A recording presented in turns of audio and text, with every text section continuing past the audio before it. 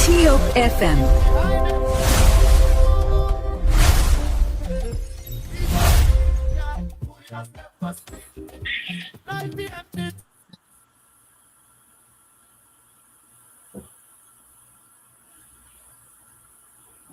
Voice my tired so static, yeah. Doing things in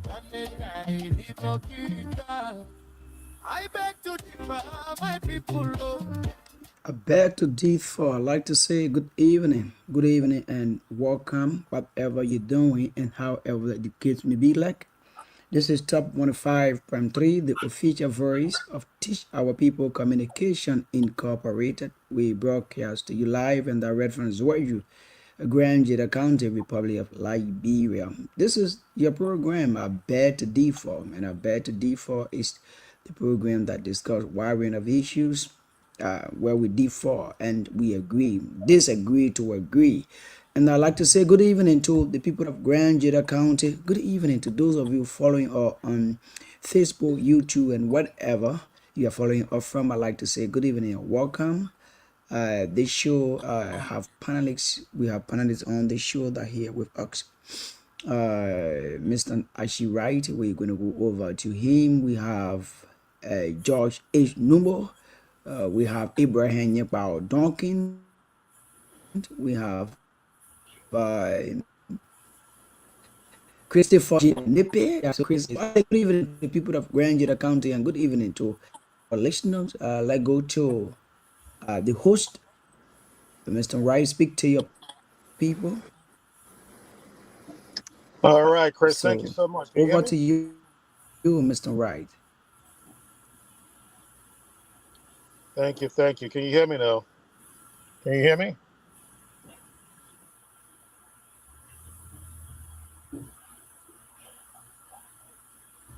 Can you hear me, Chris?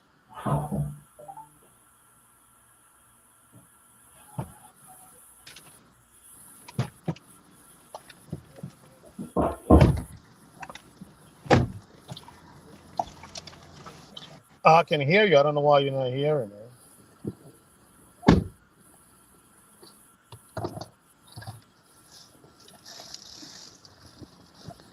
Yeah.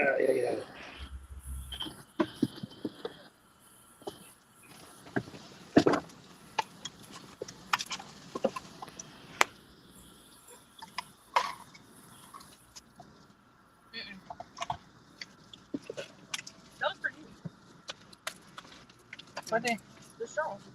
I have three here. Chris, can you hear me? Chris, can you hear me? Yes, I am getting you, Mr. Wright. You are live. Okay, good. So good evening to you. Good. So good evening.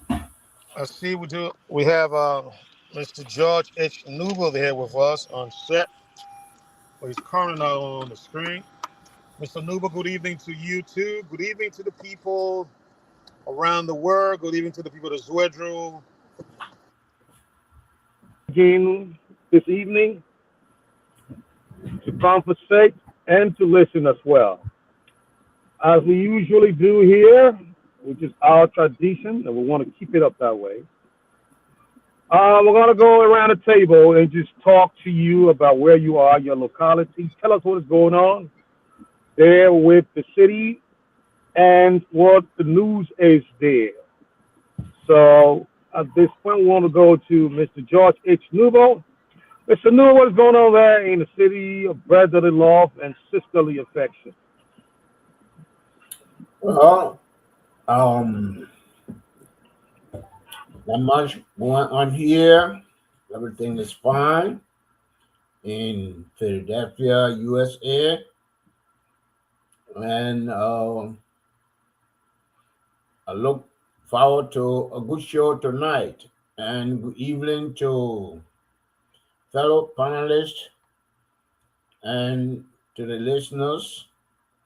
Good evening to Liberia. Thank you. Thank you. Thank you.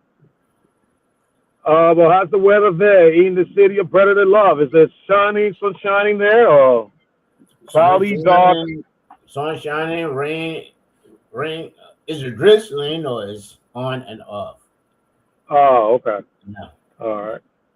Mhm. That's good. That's what we want. I mean, I'm sure you're appreciating it this time because it kind of lowering the heat level and the humidity too. All of Yeah, that. yeah, yeah. Yeah, that's good. Mhm. Mr. Ware, talk to us. What's going on in Zulu Whiskey?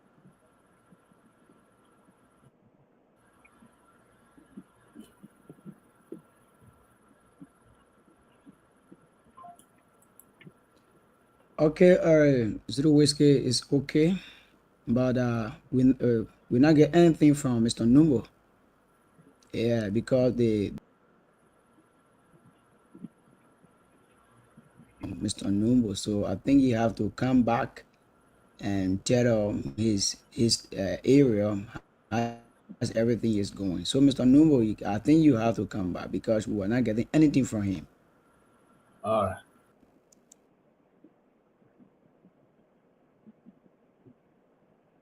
All right, Mr. Ware, tell us what's going on in Zulu Whiskey there.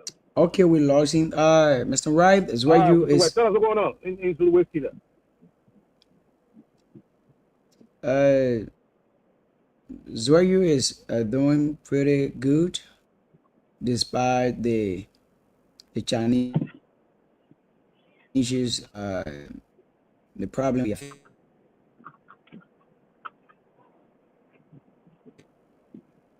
The citizens are good. Other trending information happened that they were, the final officers appear before the council to explain the budget. That one of the things that happening here, and we have our whole thing. The two missing boys every morning, every evening. Our people talk about then, and we are talking about then, and so and also, the destiny of the city being top of the time, the place where people put, the debt is being talk of the time people call and talking about it. So things are happening. But for Zwayu, we thank God we are okay. Zwayu is okay despite the difficulty. Sometimes while Liberian people, what we do is even when you're sick, somebody actually say are okay. But we have a problem about the fact that despite the problem, businesses are running. Those who have to go on a farm, they are going on a farm. They are doing their normal businesses. So Zwayu is okay. All right, that's good. That's good to All know that right, that's Dredger was good. That's doing good to good. know that Dredger was doing good. So I think I'm on my phone, and So I because think of I'm that, on I'll my be phone, and because of that, I'll be a little delayed. a little delayed. Yeah. Yeah. Okay. So, Okay. bear with me, So, please. I'm on my way back bear to with the me, please. hotel I'm on my now. way back to the hotel now. I'm here I'm here in the state of Kentucky, in the state of Kentucky. city of Louisville. Brought my daughter to campus, and be heading back tomorrow morning. So that's it on my end here, on my locality. Very bright and sunny. You can see a beautiful day here in Lexington. And I'm enjoying the weather. It's beautiful, beautiful. Having said that, I'll go around again and ask Mr. Newell, what is the pressing issue on your mind today, sir? Um, on my mind, um, first is the current condition article from Privo that someone who circulated,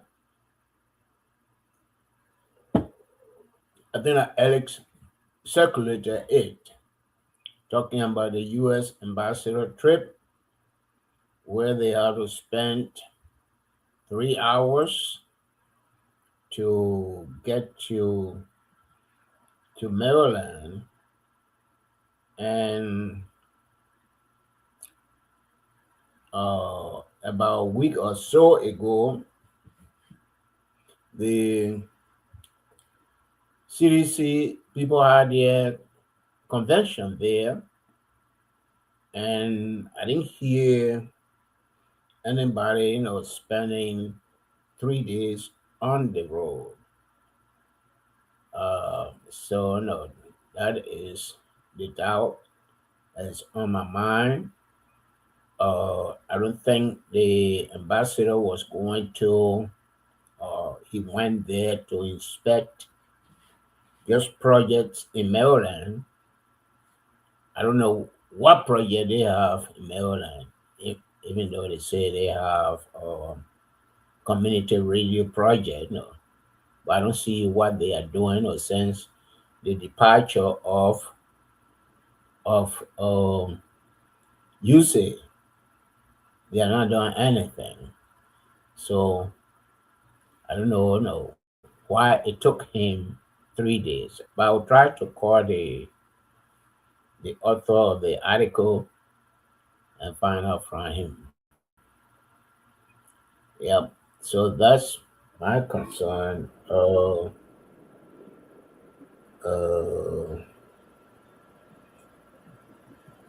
the other concern has to do with the $19 million drugs. Mm-hmm. The inspector general said they were going to be arrested by Saturday. This gone Saturday, and today is Thursday. I have not heard about any arrest. So maybe Chris, who is on the ground, can tell us know what is happening. Has there been any arrest? Um, so those are the things that are on my mind. All And right, very interesting. But let me, for my end, let me get a little bit of clarity from the first story. For the first story, did you say um, people spend 3 days on the road to Maryland? the first story, let me check. Um, I don't know if it is in the panelist. No, I beg to differ. Okay, it's on I beg to differ by Moses Dawood. Okay.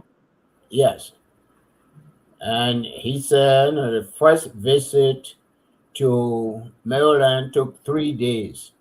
U.S. ambassador, amba- U.S. Embassy Public Affairs officer discloses by Moses Dawood. Yeah. So that's the Okay. public officer, All right.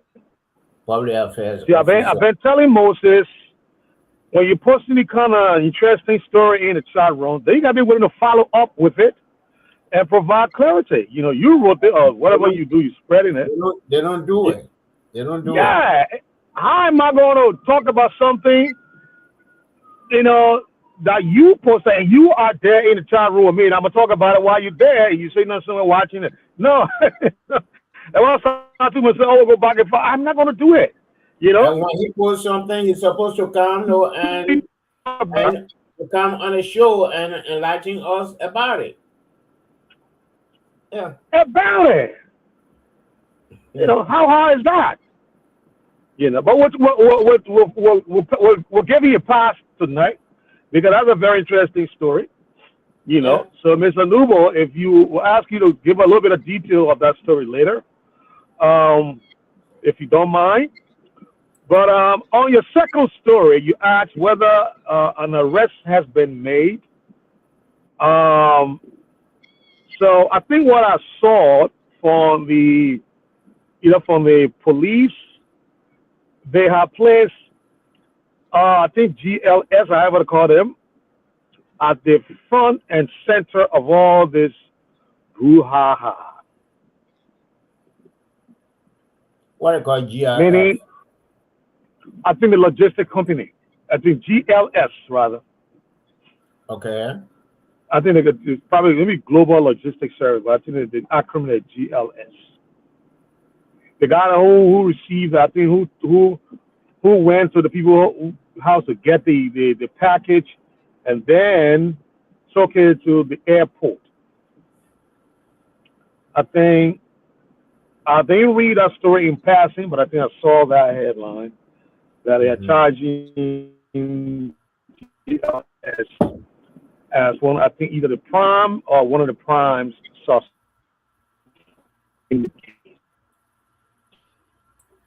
That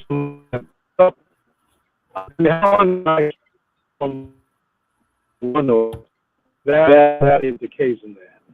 On your second story, yeah, I just want to give a little bit of information on your question. Now, maybe Chris can provide as but that was the second story you asked about. So, Mr. Nubo, so we can talk about, these stories. You're going to give us a little bit of details on it so we can talk about it. So, Chris, I come to you.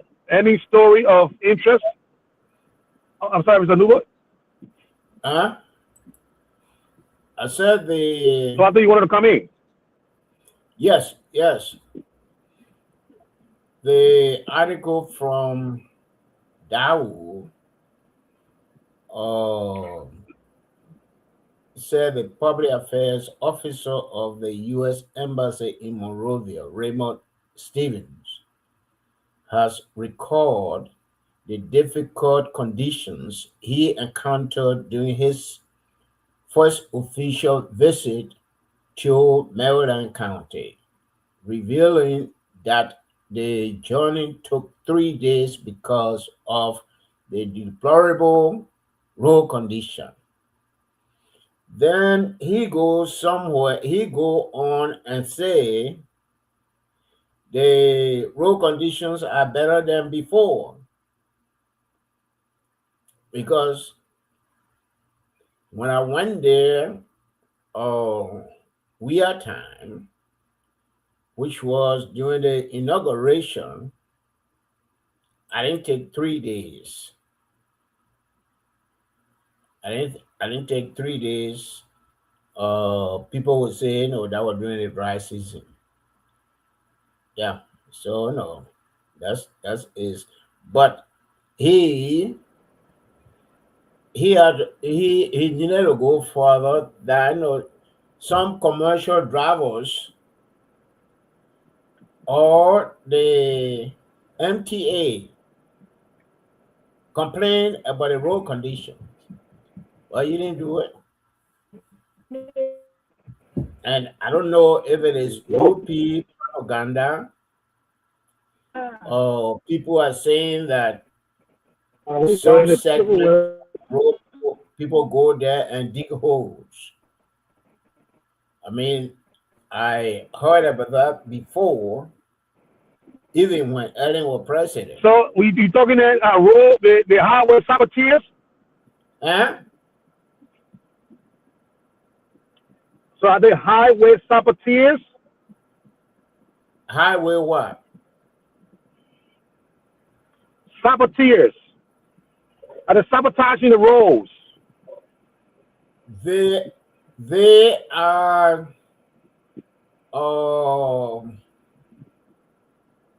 doing some work on the road. Some time ago, no, I think that was last week or the beginning of this week, I saw a portion around Canviacan that was bad. But from Can Weekend to, I think, Granger border or to Zred Route, they are paving it. I saw that. No, not from Can Weekend. From uh, Fishtown River G to Can Weekend. They were paving it, the time I passed there. But I think there are efforts on the way, to pave the segment from Can Weekend to Zred. And that's road work. We are doing it in the rainy season, calm. Sometimes it's difficult to do certain things. Yeah. Yes, yes. Hmm. And I think must be this. We have not had, now that I know of, Mr. Duba, you can probably correct me on this. We have not had, a team, a dedicated team stationed along the roads, just to keep the road in at least some decent running, pliable condition. Um, Now, I like the way Moses put it. Yes, people spending 3 days on the road, but it's much better than before. But people are spending weeks or two, week or two on the road. And, that was not good. But 3 days, it's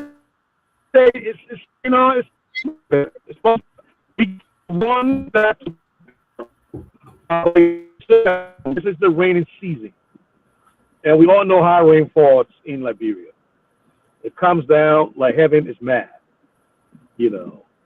And the fact that people on the road, like you said, keeping the road in pliable condition, that is applaudable. Yeah, here's what I also want to say. I think maybe this is time where the government and the Ministry of Transportation, Public Works, need to put their foot down. Mr. Numa, you and I know here in the U.S., when we get on I-90 or I-66 or whatever you get in Pennsylvania,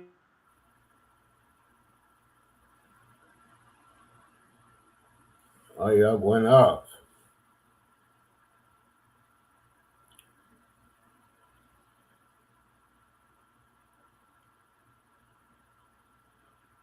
Well, no, what he was saying uh, is about the conditions of the interstates in the U.S.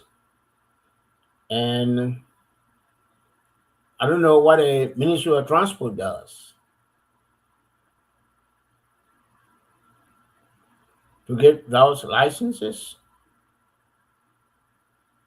Here, the Department of Transport. Okay, go ahead. Go ahead, Archie. We can hear you.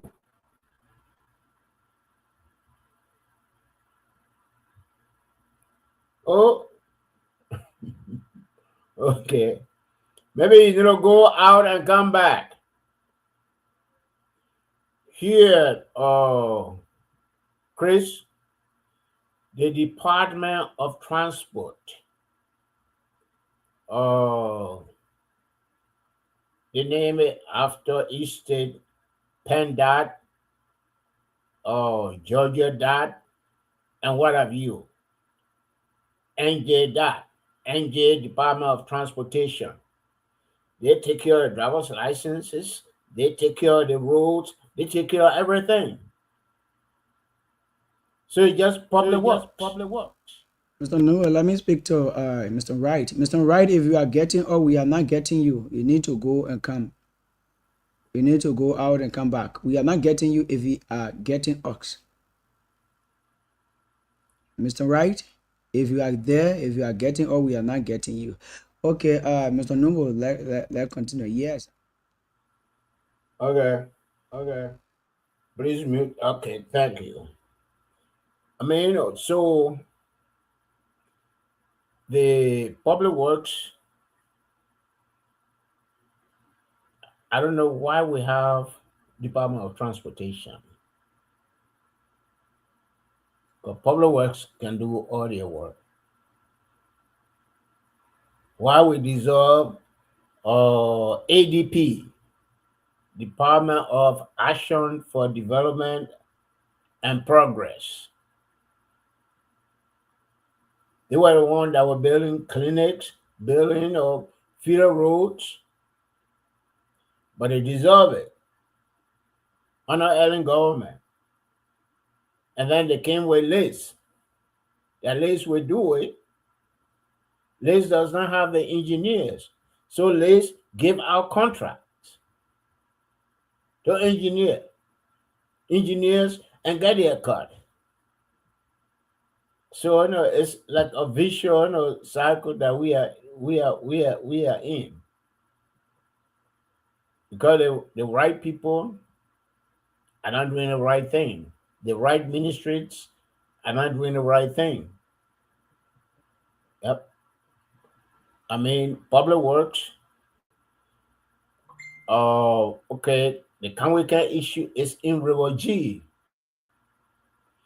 If a construction company is building a road or paving the road, they have to do something like a detour, a bypass, before they start building their structure, like bridge or culvert. Because people have to pass. But in Liberia, they don't do it. They don't do it. And here, you cannot have, let's say you're paving a road, you cannot have the dust left on the road and people don't drive through it because you drive from Plivo to from Monrovia to Plivo, you get there, you look like some white man. I know white man or some kind of man. Yes. So we have to do a lot.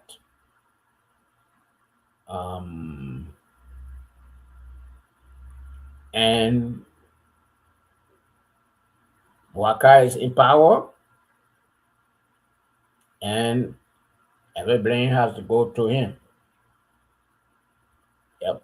There are simple things that they are not doing.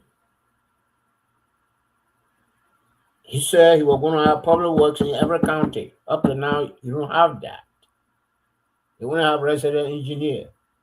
If you have public works operating with staff and engineers in Fishtown River G, the county seat, you are not going to have that problem in a county. But nobody cares. There are public works engineer there, every day he jump in a pickup and drive around. And that is his job. To him, that is his responsibility. Oh, Mr. Wright, drop off again.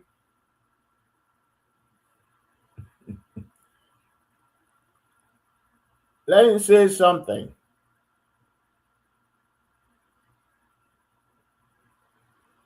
Mr. Wright says something. Mm-hmm.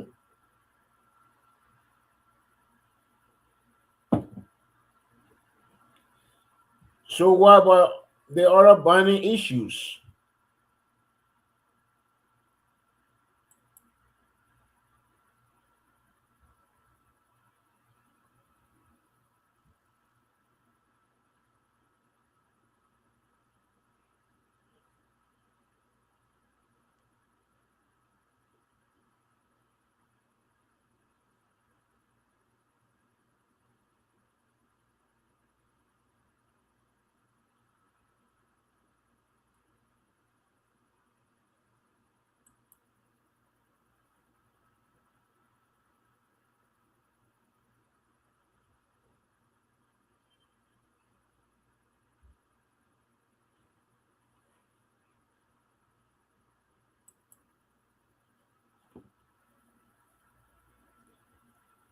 Now I can't hear you, Chris. Now I can't hear you, Chris.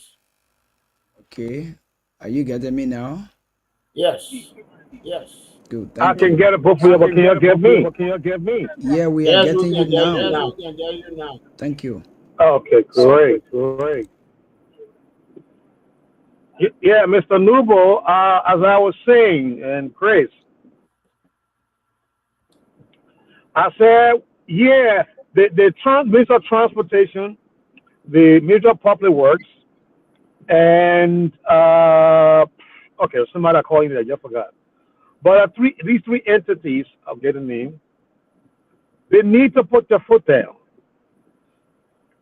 Liberia roads will not be durable, or it will almost be like we'll put the money in the hole unless we regulate these 18 and 24 wheelers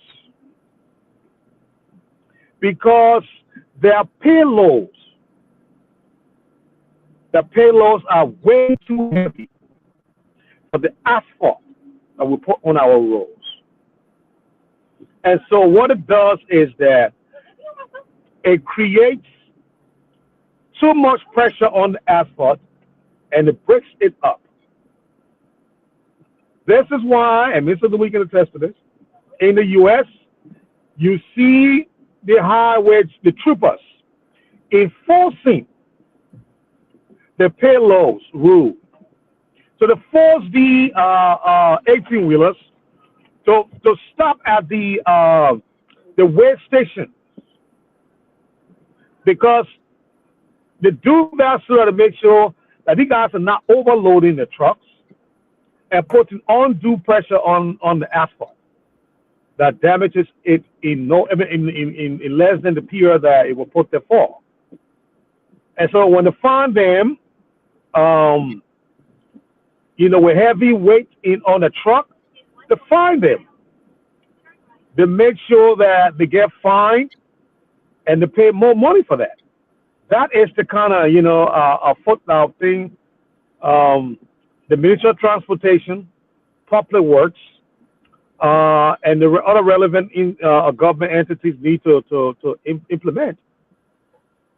Now, Bureau don't already have the money, but when you have the guys then get on the road and they transport the goods, they're causing more problems because the asphalt that they put on the road, they only put there for the smaller trucks, the sedans, the pickup, not for 18 and 24 wheelers. No, and so they're supposed to carry certain payloads. The government needs to enforce that.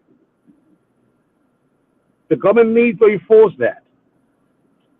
And I think unless we do that, we will be having problems with this road. And I think we have that right now with the unpaved road because of all these trucks. Now, I know we can't stop them from driving on the unpaved roads, but once we put the asphalt on them, I think we should be able to regulate their payloads because it is necessary to do. Highly necessary. Highly, highly necessary. So for me, Mr. Nuba, on the story from Mr. Moses duo, I think that I will have to share on that. If they have anything else, then we'll talk about it. Okay. For me, nothing. Hello, gentlemen. Nothing else for me. You can hear me? Mr. Nubo? Yeah, do you hear me? Chris, do you hear me? Let me go out and come.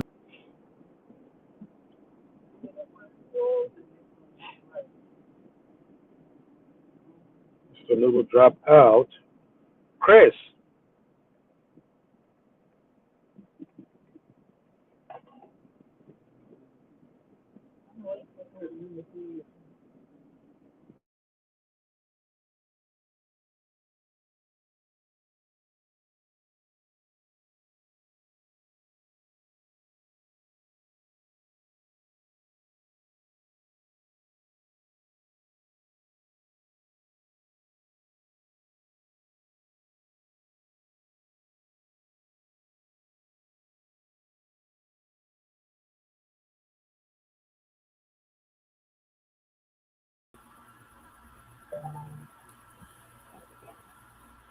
Hello. You hear me? I can hear you, Mr. Nuba. Can you hear me? Yes, I can hear you. Chris, do you hear me?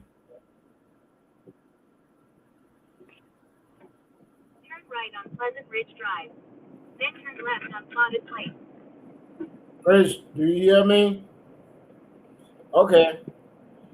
Like you were saying, Uh huh. here in the US, there are certain roads that certain vehicles, like trucks, cannot travel on. We are getting you. It just happened that the network is very bad. Okay, okay, thank you. There are certain bridges that they cannot pass under or on top. So we need that. Chris, you're gonna have to mute her. And Chris, you're gonna have to mute her. people what? No, I said Chris will have to mute because getting an echo from you. Yeah, Chris, please mute yourself. Okay. And in Liberia or in Burkina Faso, I learned that all the trucks that come from Nigeria to transport goods, when they get to a certain area, they get to the border, they have to split the goods by being of 3 trucks or 2 trucks for them to enter Burkina Faso. They're doing that to preserve their roads, and we don't have any of that in Liberia. So no, the Ministry of Public Works, even the EPA, that's part of the environment,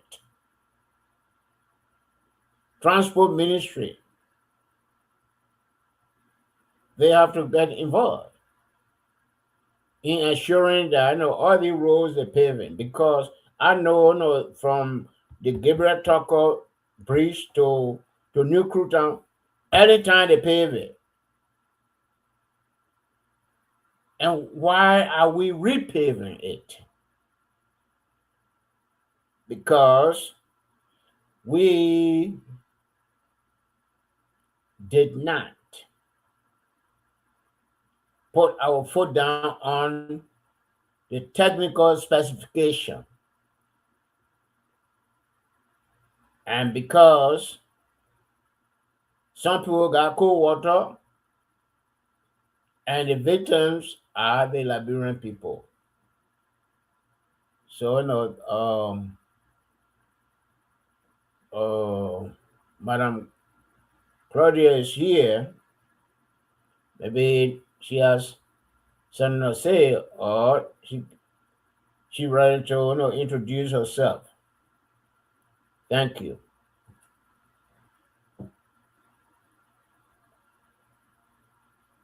Yes, thank you very much. Again, happy to be on the show tonight, and I'm happy to see you, Mr. Nouveau. It's raining very heavy in Liberia. Of course, you know we have rainy season 6 months out of the year, from May 15th to November 15th. So you have to expect a lot of sounds in my background. But I'm happy to be here. I'm just getting more into the topic, so I'll come in. I'm just trying to hear everyone's point on what you're discussing right now.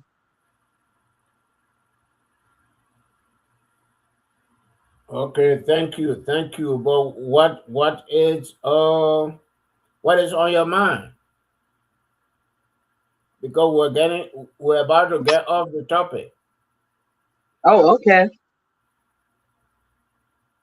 Um, well, what's on my mind is I saw something very funny. It kind of sorry, to be hilarious because it's almost like the battle of the fitness or the fittest. In Marshall, there is a town hall that has been, the structure has been up for at least 5 years, but it hasn't been completed. No windows, just the blocks. The foundation blocks were laid, but not no real plastering and roofing. Well, during the campaign, Senator Nathaniel McGill had promised to put a bit of investment in, this town hall, providing what wouldn't be needed. But surprisingly, I saw Senator Nakwe, the senior senator of Margibi, taking on the leadership to start fixing this town hall. Uh, Presently, they just like removed the whole roofing. Um, they're doing the estimate and other things that need to be done, buying equipment and tools and, plank and steel rod and all those things that they need to have. And I find it hilarious is because when someone offers to help and someone else runs in and actually gets it done, what happens to that offer that the other person made? I mean, do they still have the chance to still, you know, donate and help? Or did they lose the battle? I mean, it's a done deal. They don't have that opportunity anymore. So I kind of found that really funny because it's like, wow, I haven't really seen that before happen. So that's on my mind. Thank you. Thank you. Man, I think the problems are the voters. I mean, they get promised all these things, these good things, and they don't press the lawmakers who make the promises to fulfill their promises before they vote for them. I heard a lot of stories about that. Even in my hometown, um, Senator Banning did it, and that was the 2020 by election, and up to down in the town hall, he said, "We're going to build." No, that's not been built. And the people approached him, and he said, "No, we'll build it in 2029." So, that's how these people, they fool our people. Our people do not learn. They vote for people, who give them money, promise them, or give them rights, and make promises that they cannot fulfill. And we fall for them, those promises. That's our problem. The day we ready to vote right in Liberia, some of our problems will be solved. Yep, some of our problems will be solved because the people in the House and in the Senate, they have a lot of power that they are not using. So that's how it feel like only the executive branch we have in the country. Because the, the other branches are ineffective. Yep. So, actually, do you have any input on that,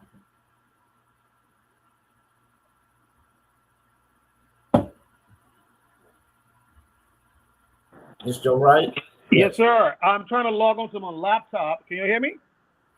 Yeah, we can hear you. Okay. I mean, yes, I heard it, and And that is the problem, right? Yeah. That is the problem.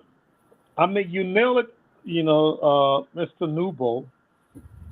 I think there's too much of politics rather than, you know, politics. And for some reason, our people have not caught up to the game yet. I hope to put it that way, but that's exactly what it is. Um, our people, unfortunately, have been used and abused in so many ways than one. And we can go down the line. How the guys get away with this about us, the ordinary mind. But this is why we're on this platform and many other platforms across the country.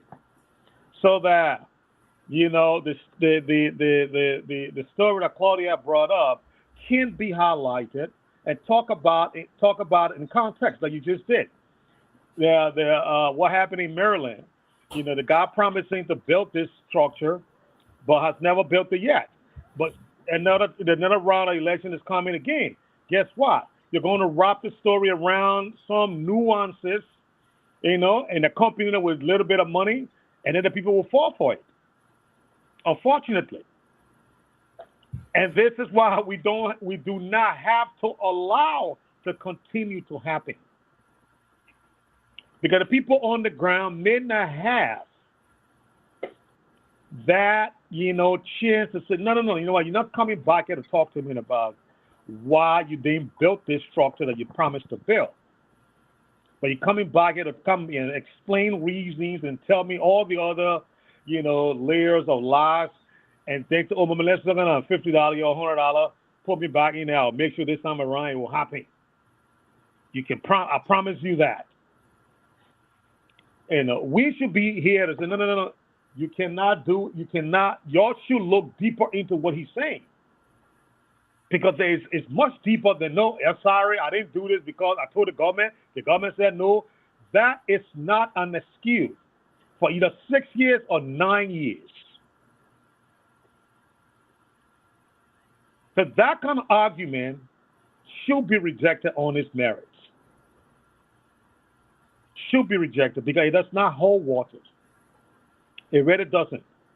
And this is the kind of argument that has been put forward years over years. And they want to do, they accompany it with money for that period.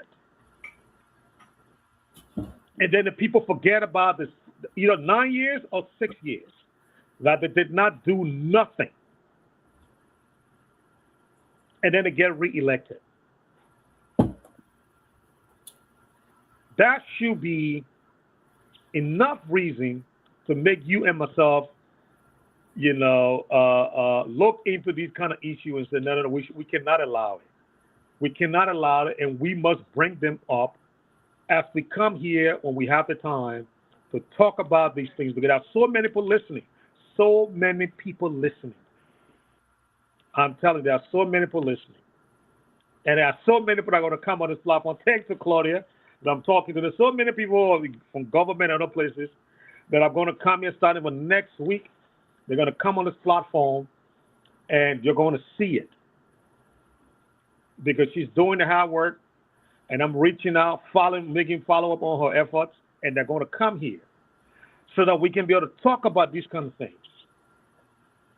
Because they themselves have problem with what is going on. And so that's what I will have to say on this one, Mr. But let me try to log on my computer real quick. Okay, thank you. And Chris, I think there's a video. I don't know if that's in a house that Alex posted of a lady speaking. Do you know who the lady is? And Is it in the House or in the Senate? Talking about the Ministry of Information. I don't know. Let me get. Once I log into my laptop, I'll be able to get the videos and all that stuff. Just give me Okay. one minute. No, asking if Chris could get it. Oh, okay. Let me. No, Chris will be able to get it, but I don't think he have access to these videos. Okay. Let me. Well, you can be talking about something in there right now. Maybe I can close Windows. Let's see if I can share it. Okay.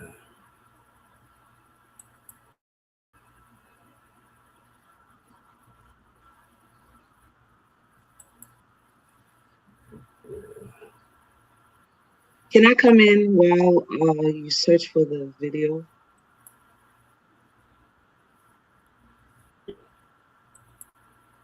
Come in. You can come in, okay?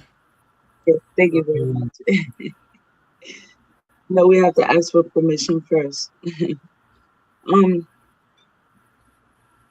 I understand all of that everyone is saying, but we also have to try to change some of the systematic things that people believe is the right way, and Okay, so forth and so on. that's it. Okay. Oh yes.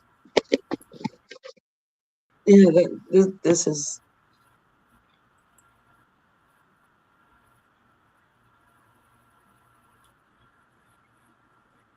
All right, so while we wait for that, I just wanted to say that I believe that even when politicians don't stick to their promises and someone else comes in and does it, I think their strength is better be seen if they can just come and still, stand to their promises.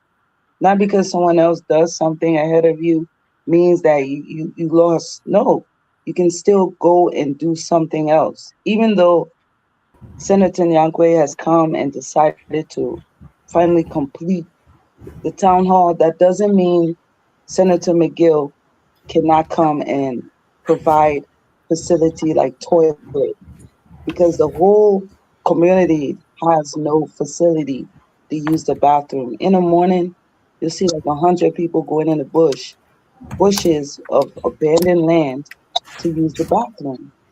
So there's still needs. And I don't feel like when a politician doesn't stand to his promise, someone else doesn't mean that they say, okay, let me wash my hand with that particular community. I think you would get more morale if you stand up and say, okay, I'm not going to be a sore loser. I'm coming back. Let me do the other one for you people. Just so that you know that I'm still the senator making the promises and standing ground to my promises. So that's all I wanted to say.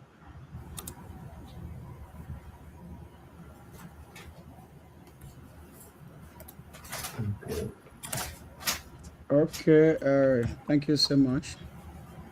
Mr. Wright, Yes. you are there? Yes. Good. You need to. So I see we have a video here with Madam Vapla on here. Oh, It's a that's new, not a apply. Okay. yeah, that's not Madam Vapla, Senator Vapla. Mm-hmm.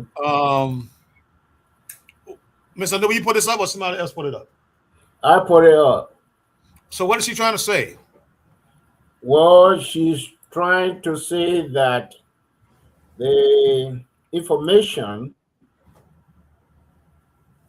even though it's kind of low, that the information ministry is not going by their mandate. And Alex posted it, and I don't know what they were talking about when she came and said that. Um, Mm. yeah. So that's Okay, so let me see. maybe we can blow it up and see whether or not we can get. Okay, let me stop sharing.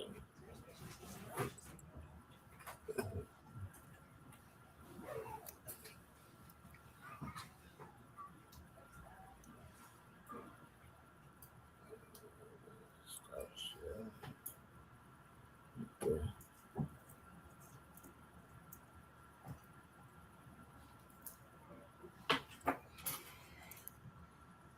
Alrighty, gentlemen. So I get everyone back on stage. Good. All right. So what was you complaining about again? See, I got my four-legged friend are yelling behind me. What are you saying? No, so what was Senator Vapla complaining about? What was the complaint? Or complaining about the function of the Ministry of Information. Your man Pia. The amending and they take the podium to insult people. Oh, no. You mean Senator Vapla, who is a UPist, complaining about a UPist minister insulting people. Mm-hmm. Oh my God.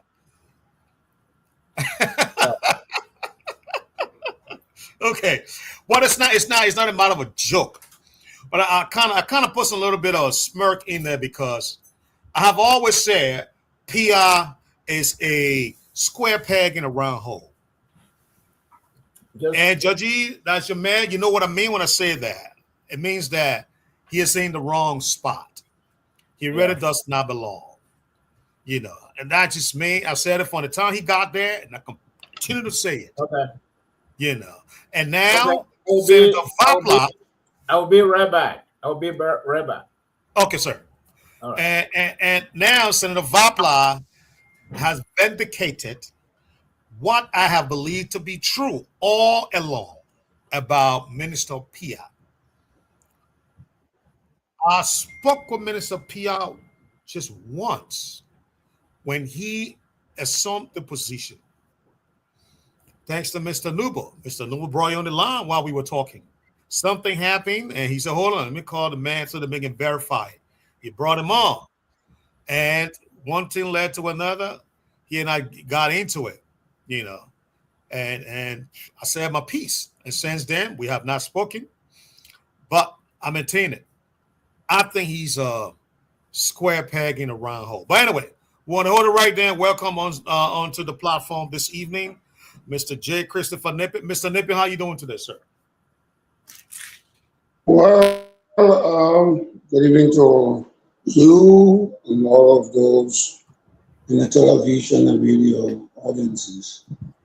I am doing well, and I wish the people of Liberia very, very well in view of the troubling times, the problem in the land. It is good to wish our people well and to say that there is light at the end of the tunnel. So let's stay put and see what happens. Good evening, Chris, and how are you? Good evening, Mr. Nippet. Good to have you. Good to have you. I was in the back yesterday enjoying the conversation, wanted to come in, but apparently I couldn't be brought on stage because I was using my phone. You know, but it was all good. The show was very spirited, and I like it. But we're back again tonight, so that's good. That's good. We're talking. Madam Claudia put a topic on the floor about I think Senator McGill and one other guy, whom she would probably come on and talk about, going back and forth on some promise structure in the area of, you know, jurisdiction. And we were talking about that as the topic on the floor. So here's what I always like to do, guys. I don't like to miss the window. Because once we miss the window, it means that we have diminished the possibility of having our listener to participate on the show. So the time now is 6:30 here, 6:33 in the U.S. and 10:33 p.m. there in Liberia. So let's go to the lines and have Chris take some calls. And then once we come back, we'll go into the second half of the show and enjoy all of our deliberation and all the way up to the night. Thank you all. At this point, this is where we mute and allow Chris to do his thing. Chris? Thank you so much. Let me say good evening to all of the panelists. Mr. J. Christopher Nippet, Madam Smith, George H. Numbo, and Mr. Wright. I'd like to say good evening to every one of you. So those of you following us, I'd like to say good evening, like, share, and comment. This is a bed to D for today is Thursday, the Thursday edition.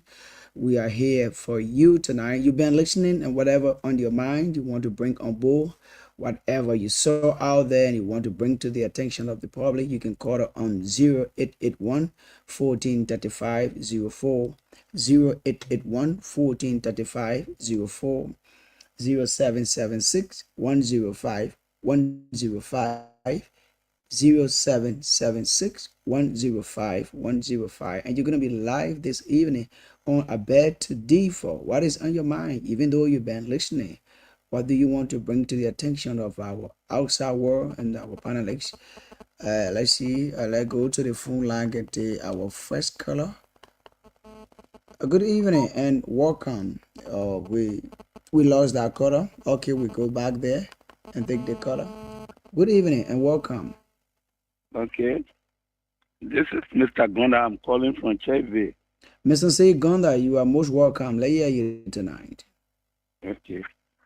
Mine has to do with the program called and the crowd overloaded quite a few. Okay, class reloaded. Class reloaded. What's the essence? I want to know whether this program is the program to promote government or to insult people in this country. The program is to promote government, class reloaded, if you don't know. So that's it. It's just to promote the government, to just show the good thing about the government. Yeah, but it make demeaning statement about other people. You see, this is where trouble can come from. But Liberian people, we look at political party, we don't look at the interest of our country. People sit on the media, say demeaning thing about their friend, and you know automatically the people will react. And reaction is not good. Okay. I listened to them tonight. They have all the worst thing to say about the Senate. They have the worst thing to say about CDC. Where are we heading to? This is a single country. We are not coming together. We are dividing far apart on a daily basis. And this is not good for our country. There is a $19.5 million issue that is hanging. People trying to play politics with it. Nobody, no wise person can tell me that even the least security man can investigate that case. That drug didn't fall from heaven. The drug was taken to Rao's feet and a human being to get there. And we got CCTV camera to that airport. And anything that entered there, they can see it. Then people sit there. This is a sophisticated case. It's connected to this. It's connected to that. Let's be fair here. They passed war. They didn't exempt anybody. Everybody fared the weight equally. Only those of you who were fortunate to be out of the country, that you people try to play funny game because you people are still outside. Let these people come real and say, this person they want to keep in a drug. This person they want to bring a drug in. We got three ways that things can enter Liberia: sea, land, and air. The airplane brought it, the car brought it, the ship brought it. Or if you are telling me that Liberia is manufacturing the drug, now let us know. Then people sitting down, this man, he did, he that. This is not time for diplomacy. It is time for reality. Liberia will not be declared a narco state then all of us will feel the weight. Even you're outside of Liberia, you have parents inside Liberia. Unless you tell me, once you're out of Liberia now, anything that happens to Liberia, it not concern you. Thank you. Thank you so much, Mr. Gonda. Thank you so much for being part of the platform tonight. Call 088 14 35 04 0776 105 105 088 14 35 04 0776 105 105. Let's go to the phone line and talk to this caller. Good evening, sir, and welcome. Hello. Hello. Yeah. What is your name and where you calling up from? Hello. Yeah, what is your name and where you calling up from?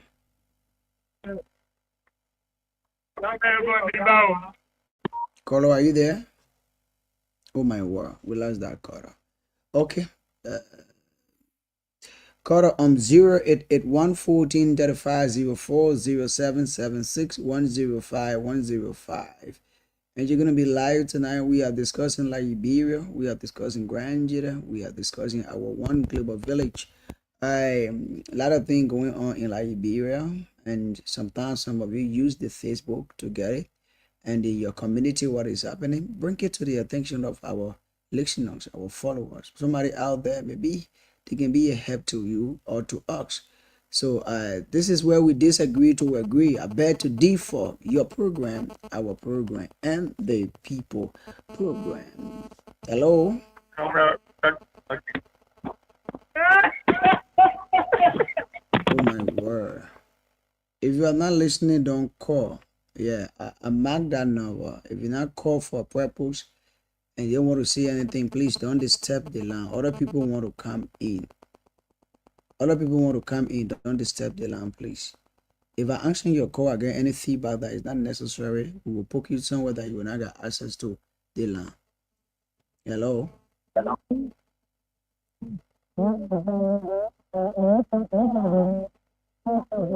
Okay. I know what I'm going to do. Don't worry. Don't block people away. Call 088 14 35 04 0776 105 105. Let's hear you tonight. What is on your mind? What do you want to bring to the table tonight on the program? Let's go to the phone line and talk to this caller. Hello.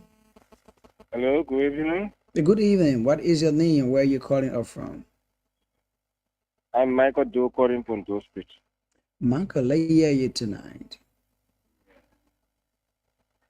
You know, in Liberia, there are many stations. That's why I don't just listen to any station. Okay. That's why I stick with Top FM. Thank you. If you listen to Freedom FM, there's a guy on Freedom FM call him Abraham Gosson. Mm-hmm. If you listen to that man utterance to the Liberian government, you will know when I want to see CDC. And that is promoting CDC. That is not promoting CDC. So if I don't want to listen to Cloud Reloader, mm-hmm. I will not tune it in. Okay. Yeah? Okay. I listen to transparent radio station. Transparent analysis is what I'm listening to. Understand? And you know, Edwin Snow, the word Edwin Snow news on the mail was not right. Okay. So they have to discuss it. The only wrong thing is the insult. Yeah.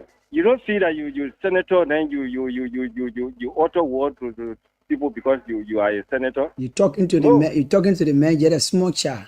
Yeah, get a lecture. Mm. It is the people's right to discuss it. If the senator run hearing, so that it will not happen next time. You see? You don't do it because you're in power today, so you do everything you want to do. When you're saying something, you have to say you have to as a leader you have to lead by example because other following you.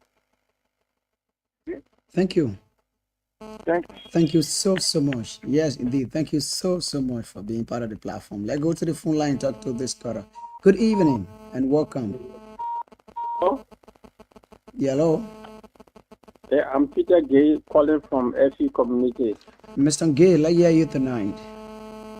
Yeah, I just want to ask you and the other panelists, can you put it on the most talk about yellow machine? Where is it now? I really want to know. Thank you. The yellow machine. Yeah, yellow machine. Why order are arriving? You asking for the yellow machine issue? No, thank you. Somebody will talk about that. We have idea. Thank you. Yellow machine. Let's go to the phone line. Hello. Okay, we lost that caller. Caller on 0881-1435-04-0776-105-105. Hello. Yeah. What is your name? Yeah, what is your name and where are you calling off from? Yeah, my name is Oscar Edgley. I'm calling from San Jose. Oscar Edgley, let hear you. Yeah, I correct that one of my brothers just called John that Abraham working with Freedom FM. No, the man was with Freedom FM. Okay. Yeah, the man from I think Kings FM. Okay. Yeah, so it's me on the radio when that every year negating that the man is saying to prove the man wrong with different stations ain't correct that. So he don't know where the man working. Okay. I'm trying to see. Okay. Everybody can be corrected. Thank you so much for the correction. Yeah, I know he listening. Thank you. Okay, all right. Okay. Okay. Quarter 0881-1435-04-0776 105-105. This is your program.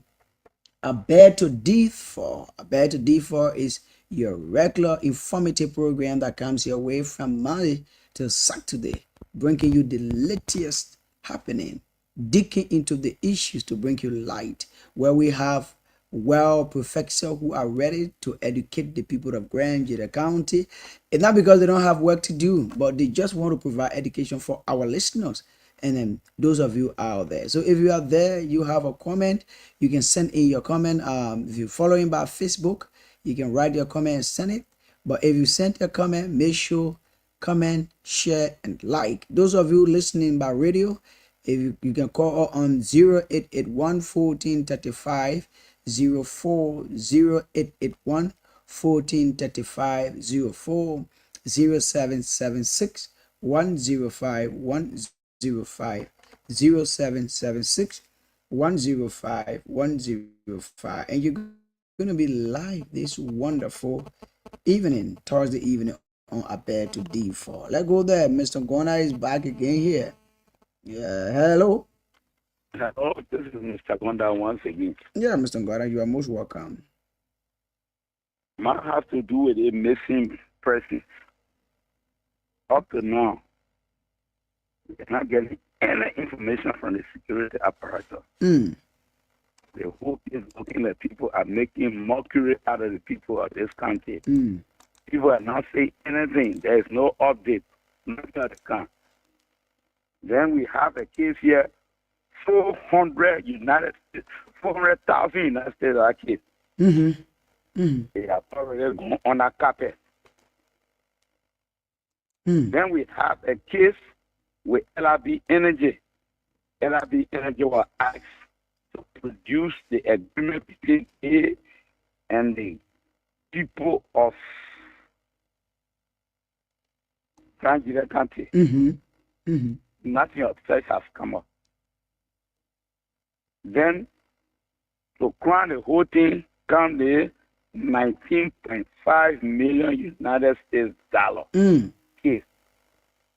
Compounding, and people sit on this good media institution and try to defend the whole thing.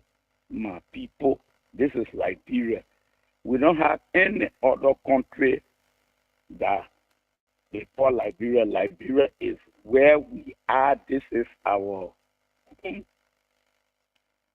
This is our land of our native. We have no other country besides Liberia. So true.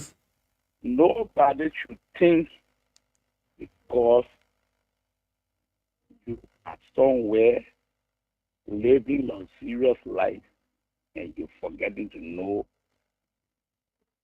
your back where Okay. you started from. When you're climbing the ladder, look down. Because why? When you fall from that top, the very people that are down there are the people you will be with. Thank you. Thank you so much, Mr. Ngonda. It's Liberia we have, and we need to protect it, and no one can deport, can take Liberia away from us. Quarter on 0881 105 Layer you tonight on a bed to D4. Yes, indeed. You don't have to agree with me. Layer you. Hello. Yeah, hello. Yeah. Yes. Now it's I the one I speak with. Yeah, what is your name and where you calling us from? You call me Presto. Yeah, concerning about the money that God missing in graduate country, what they doing about it? We have to come together and say that bureau. Getting me? Yes. Uh-huh. So the money that God missing, I believe that there was a purpose of which that money was there for. Which are the money got missing now? Yeah. Which are the money got missing? No, they 90. I don't say 90 billion. Okay, thank you. Oh my word. Eh. Let's hear you tonight on a bed to D4, folks. We are here tonight. This is Granger, Liberia, in our One Global Village. This is a bed to D4, the regular than usual program. Let's hear you tonight. 0881 1435 04 0776 105 105. And you're going to be like, where are our ladies? Where are our ladies? You guys only call in the morning. Wake up. Women voice are powerful. Let's hear you tonight. Let's discuss Liberia. What is on your mind? Mr. Gordon call and talk about the two missing, boys that got missing since May and up to now. No good information. The money and also the LRB energy issue, a lot of issues circulating Grand and our one global village. We talk about Liberia, where the senator was speaking to the officer just like a child. However, Abeto D4 is a program. Those of you that were asking, Abeto D4 is the program that promote the government. Yes, it promote the government. It discuss the government. Any good thing that what they bring, they don't bring the bad things. So I bet and car reloaded. That's how it look like. So it comes your way from 8 o'clock to 9:30. So if you listen to it sometime you can ask any question, no problem. So call 0881 1435 04 0776 105 105 0881 1435 04 0776 105 105, and you're gonna be live tonight.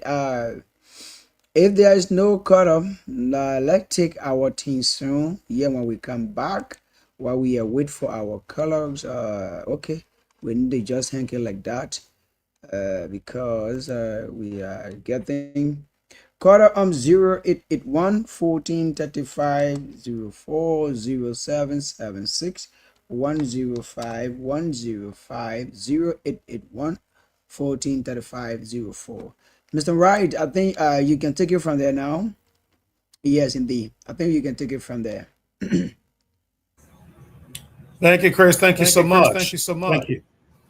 And we want to appreciate all the callers for calling in tonight and being part of the show.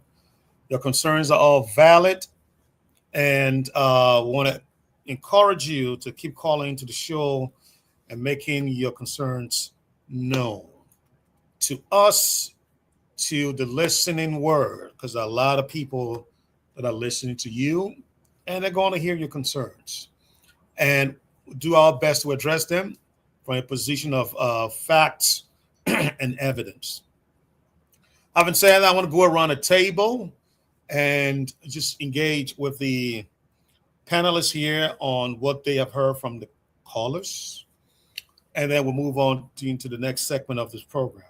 So let me start with you, Mr. Nippet. Mr. Nippet, your caller's analysis, please. Well, each of the callers, including the man who talked last, I think is Mr. Tool, about missing money. He meant well. Unfortunately, he could not put his finger or his thought on how much he was referring to.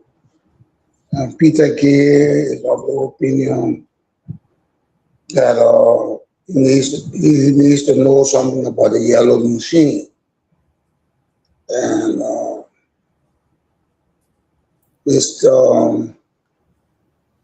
Nakado was corrected that instead of it being Freedom FM, it was Kings FM, for which Abraham Godson works. And Mr. Konda's disagreement with what Class B loaded is all about. He wanted to know whether it is a government mouthpiece or speaks in the best interest of the Liberian people.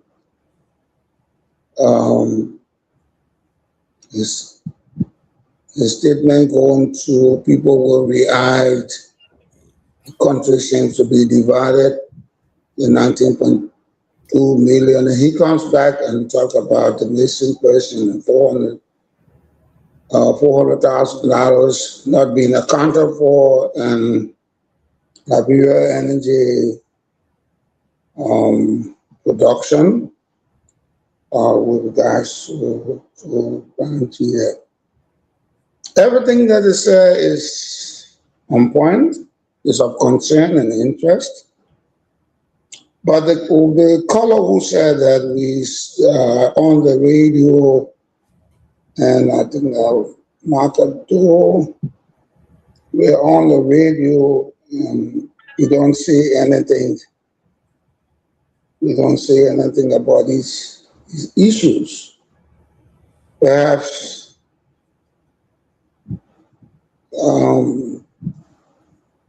to be concerned with other matters, and sometimes these matters truncate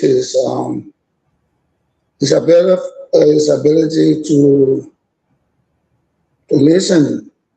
Because just on yesterday, we were talking about two very important issues on the station, two life-threatening issues. One was brought in by Claudie, specifically on the EPA, and we had a very good gentleman from the University of Liberia who is studying environmental protection, Mr. Abraham Duncan, I think was his name. So people should be listening and try to be a little bit careful. We say we are here, we're not doing anything. But before I get into the full analysis, let me say welcome to Mr. Joyce Nubo. Mr. Nubo was on the set. I think as I was getting on, Mr. Nubo just his attention was drawn to something domestic. So, George, if you're listening to me, I want to say welcome to you on the set. We have not been on for some very, very profound reasons.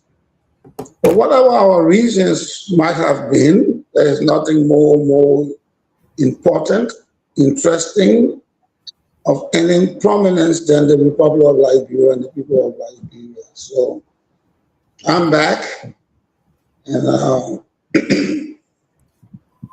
the caller's concern must be taken seriously. But to each and everyone who called, you are on point. There is a reason why we must be one and the same, because we are all called Liberian. And in respect to all of us being called Liberian, in spite of our respective dialects, language differences. What holds us together is as if we were a fishing net. A fishing net to do those things in unison, a fishing net to protect the interest, the well-being of all of us. A fishing net is when someone is allegedly missing or is murdered one way or the other, or they are digging our diamonds, and the people in the audience feel unjustifiably treated. You have a reason to talk, and this is why we are here. Because all of us will die. All of us will die. It might not be consecutively, the one after another, but as God sees it proper, we will go at a appointed time.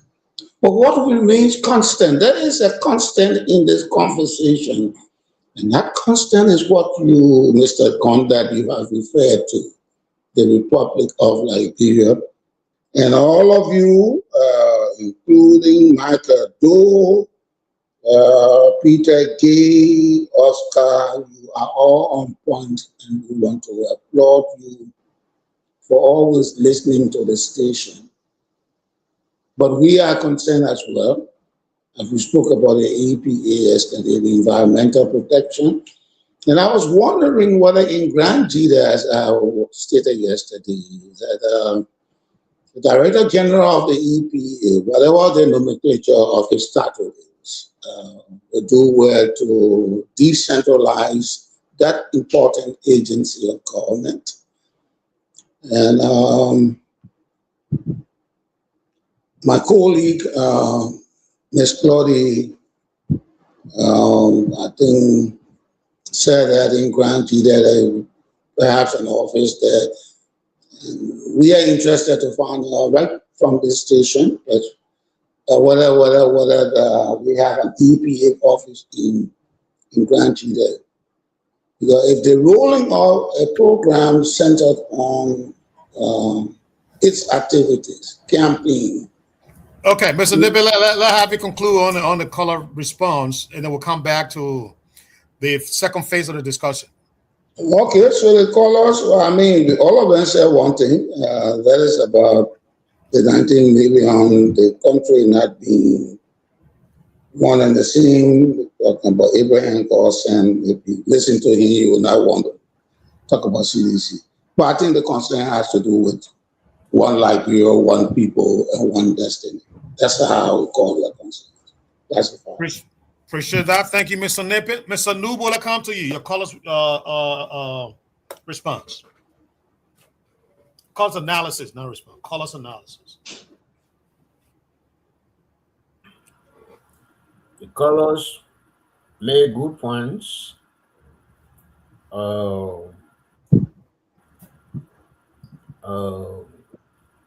Gondar question was answered by Chris, and what they say on class reloaded must not be attributed to us, because I don't think there's anybody on this show who is supporting the 19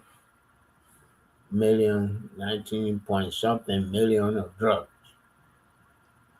But everybody on this station want for those who are involved to be brought to justice. And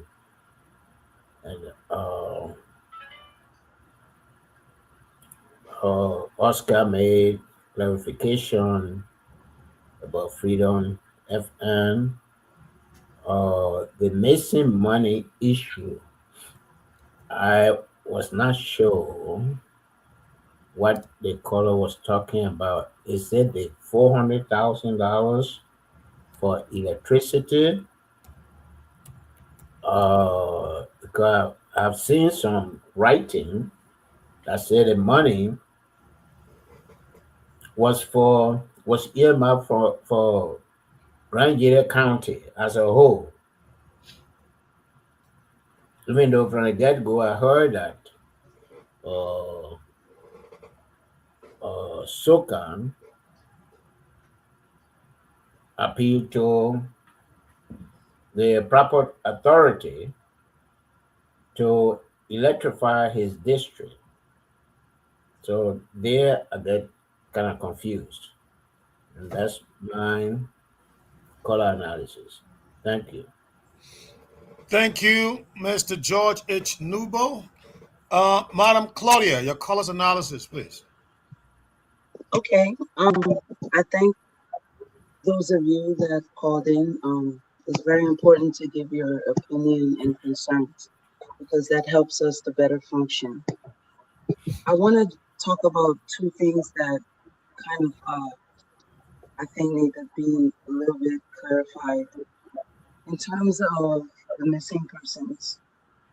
We know that in Liberia, some of our relatives can go somewhere and lost for months, and we don't know where they are, and they'll just reappear.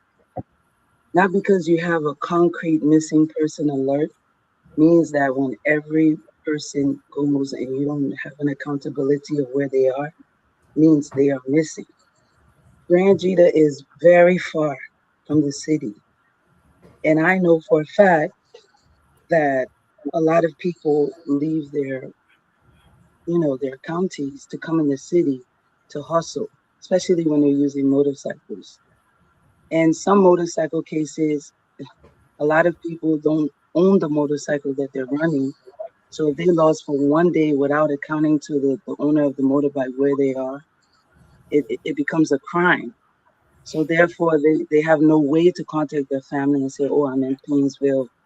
Don't worry about me," because they're scared. So sometimes when you have missing person cases, you have to better investigate, find out from who was the last person with that person. Then you can say you have a missing person case. And then we talk about Edwin. We talk about Honorable Snow's reaction and his alleged aggression towards an officer. We have to understand that we have people that are superior. They make the law, they rule the country. There's a way that you deal with them, there's a way you address them. You have to stay in your place. Not because you are a police officer or someone of the law means that you can just grumble at a superior the way you would as a normal citizen. We have the first estate, second estate, third estate, fourth estate. We have executive, we have prominent people, and we have to learn how to respect them. If they go against the law, there's a way they will be addressed. So not every time we know that Honorable Snow has low tolerance to I don't want to use the word stupidity, but he has low tolerance to people that act like they don't know what to do. So when you see people like that, you have to stay in your queue. Don't get in their way. But you can't say he's rude. In fact, when you talk about rudeness, like they're alleging with the information minister, for example, him being rude, I don't call that rudeness. I call that someone who talks about things that a lot of people wouldn't want to be put out there. He says the media is is giving a lot of false information. Who takes what because I take a picture with someone means I know them. I have a picture with Akon. I don't know where he lives. He doesn't even know my last name, but we have a photo together. Doesn't mean that he knows me. So sometimes when you hear people speaking their mind, they're not doing it because they feel like they're opposition or they hate someone or they just don't like something. They're doing it based on what they've investigated. And also other things that they feel the information minister might be talking too much is a form of not knowing his duty. The information minister is responsible to inform us and make sure we stay informed. Make sure that the press conferences are held right on time every twice a week and make sure that everyone has an opportunity to be present from every ministry, every part of the government to express their side in a report way. So we have to give him chance. Once he's doing that, that duty is being handled. I think his way of expressing himself should not be a migrant. So that's all I wanted to say. Thank you. Thank you, Madam Claudia. Chris, let me come to you. The color analysis.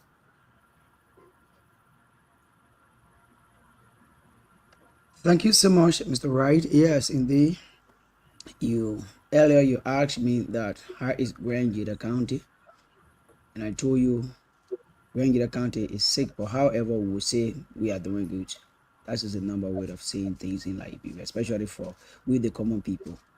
Uh, it's just something that is getting Grand Jeda in a serious matter when it comes to fear. We're only discussing two. We're calling to the motorcycle president. There are about 5 person motorcycle that got missing since then. But 2 person got missing, and that is a song that we are singing. And who lawmakers came from moreover that came to Grand Jeda. And one the reason they came one have to do with those missing boys. And when they came, they just talk and they left without way forward. And whether they play the children when they have fire is the case, there was nothing, and every one of them went back. Even now, in the morning, people cry on the radio. In the evening, people cry on the radio. And I think tonight again they started to call. So it's one of the terrible things that is going on in that happening in Grand Gator County. Now it's bringing a lot of fear because then people not Grand Gator were not known for a bourgeois activities, people lost in. So it's something that is very serious. And someone talk about the program that comes before before I bear to D4. You know, there are way people need to talk things. The country is not about politics. The government politics time have passed long time since the election. There is no politics. Every one of us will need to be thinking how to build. But if you listen to class leaders sometime, the way they address, so long you're not with UP, so long you're not support UP, it becoming a big problem. This is why the lady spoke, that senator spoke in the house. And she is a UP, but she said that out of the way other people do things here is not the right way because we came here. The thing we said we were going to change. So if somebody got any grievance, whether they are not UP or they are UP, even though she not call party's name, but we should allow them to talk. So this is what is happening, just like what Mr. Gonda and the other callers said. And when it comes to Grand Jada, Mr. Gonda spoke about, the four the 4,000 that have to do with electricity that it took and gave, and 400,000. 400,000 that it took and gave to the LRB, is something that been conflicting everybody. The council, when they come here, they can tell the people who gave the money. The superintendent come on the radio. The same thing, you call LRB Energy, they're not giving this. They just like that. So it remain hacking and it becoming a trouble. Today again, the final officer from the office of the superintendent, local government authority, they met with the council in Grand Jada, and I think tomorrow I will give you detail on that. That is my analysis that every one of us we need to work together as Liberian and let us see reason to make a change, not about party, but let's think about Liberia. Thank you. Thank you, Mr. Crispy Ware. Let me just give out a quick analysis, and then I'll go to Mr. Nippet to give his topic of mine, but I'll introduce my own topic in the process because two things came out, and I really want to bring them up for discussion. But first, I want to say, thank you guys, Mr. Nippet, Mr. Newbold, Madam Claudia, Mr. Ware. You guys all cover all the callers' concerns, and so it's very difficult to say, anything come after that. But yes, what I can say about the last one that Mr. Ware just spoke on, the 400,000. I think we should all be calm and patient. We are seeing the General Auditing Commission gradually moving from county to county. We saw them went to Bassa. They went to Bunk County. Now you other county. They're going to come to Grand Judah, my people. Our train is going to get there. And everybody saying this and this and that. Look, when our train comes, the guys will unearth, they will turn every leaves. And we will know the actual amount, who got what. Mr. Noble, can you mute your camera, sir? And who did what? We will know that. Once we get that, all of this argument will be put into context. Because there'll be no more going back and forth again. Now people say, well, who signed what? Who authorized this? And what will we arguing that? The General Auditing Commission will give us that playbook. So I just want to calm everybody down. As far as the missing guys are concerned, look, I want to agree with you, Madam Claudia. I really do.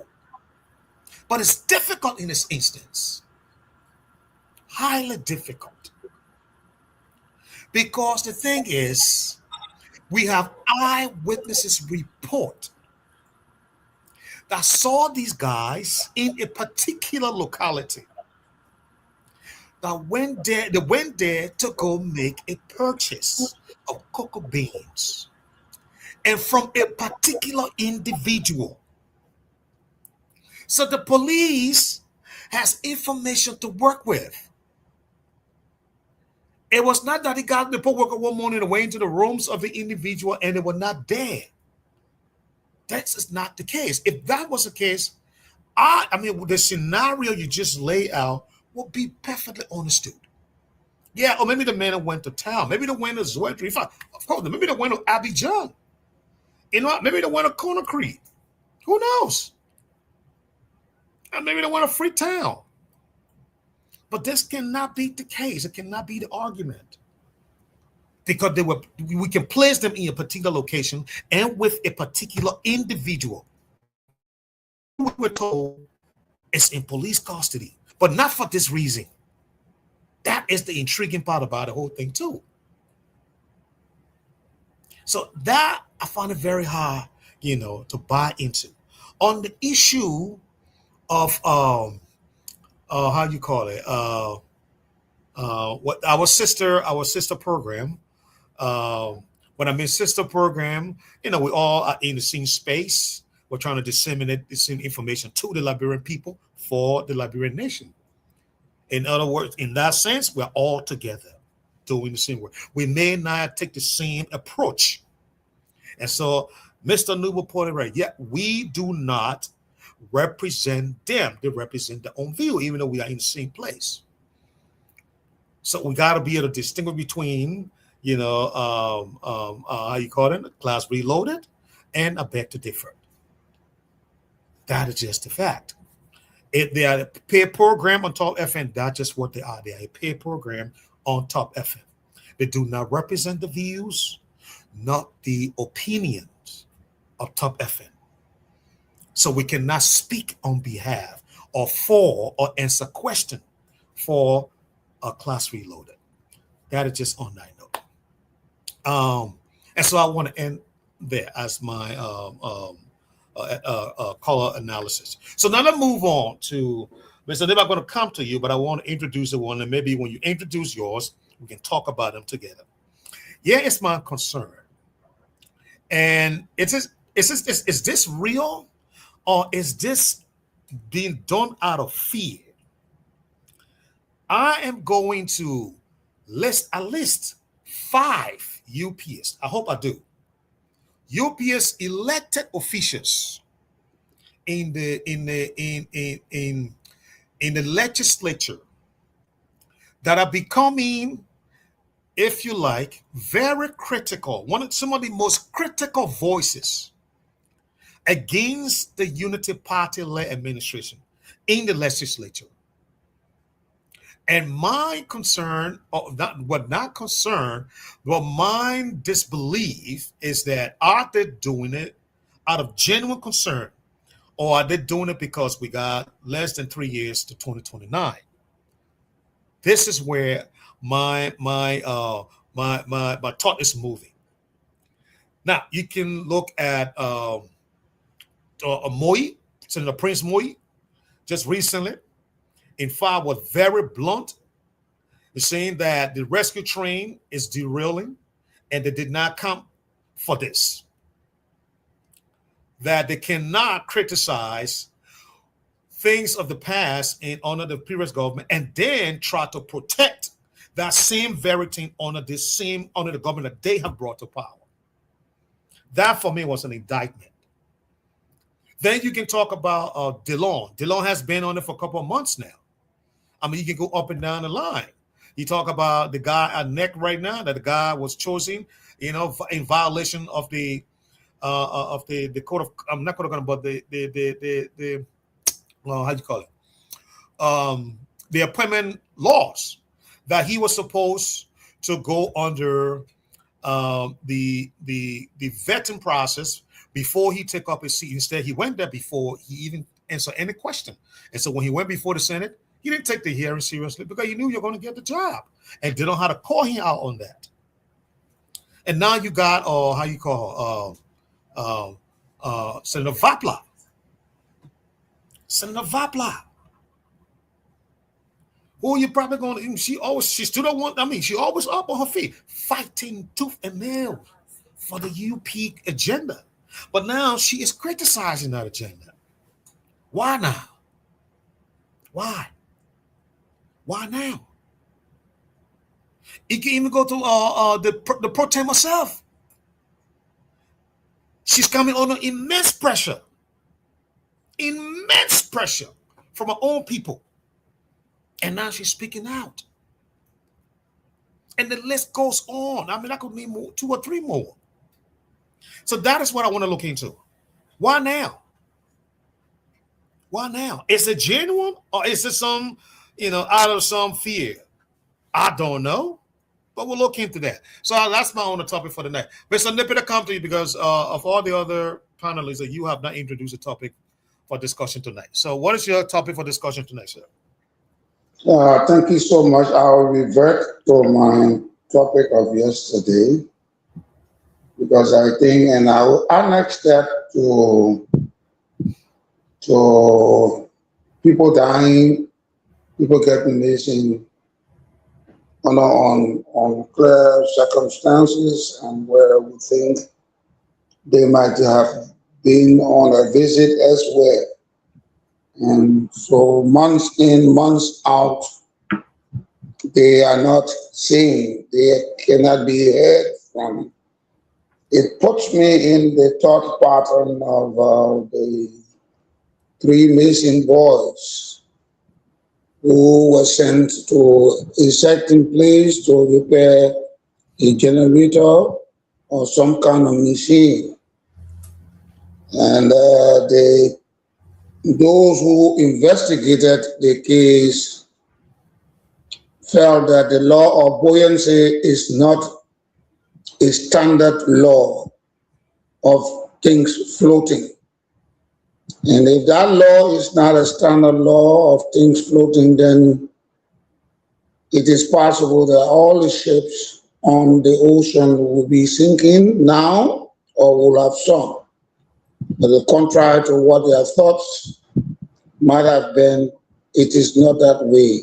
A plank, a piece of wood does not sink unless you cable it or you put a heavy rock on it. As we speak today, or as let me own that statement, speak today, the three missing boys have not been found. And the case is, from my perspective, presumed dead. Dead. Chris was quick to have pointed out that according to the motorcyclist president, the guys are approximately 4 or 5 persons. Initially, we heard it was a telephone call that was initiated by a certain gentleman in a locale who claimed he had cocoa and wanted this lady's husband to go for the cocoa. I think it is 2 tons, and I remarked that day that 2 tons were too much to be brought on the motorcycle. The lady intercepted the call, and here we are today. The one person, 4 persons have been added, or this one person who went to buy cocoa, additional 3 persons were added.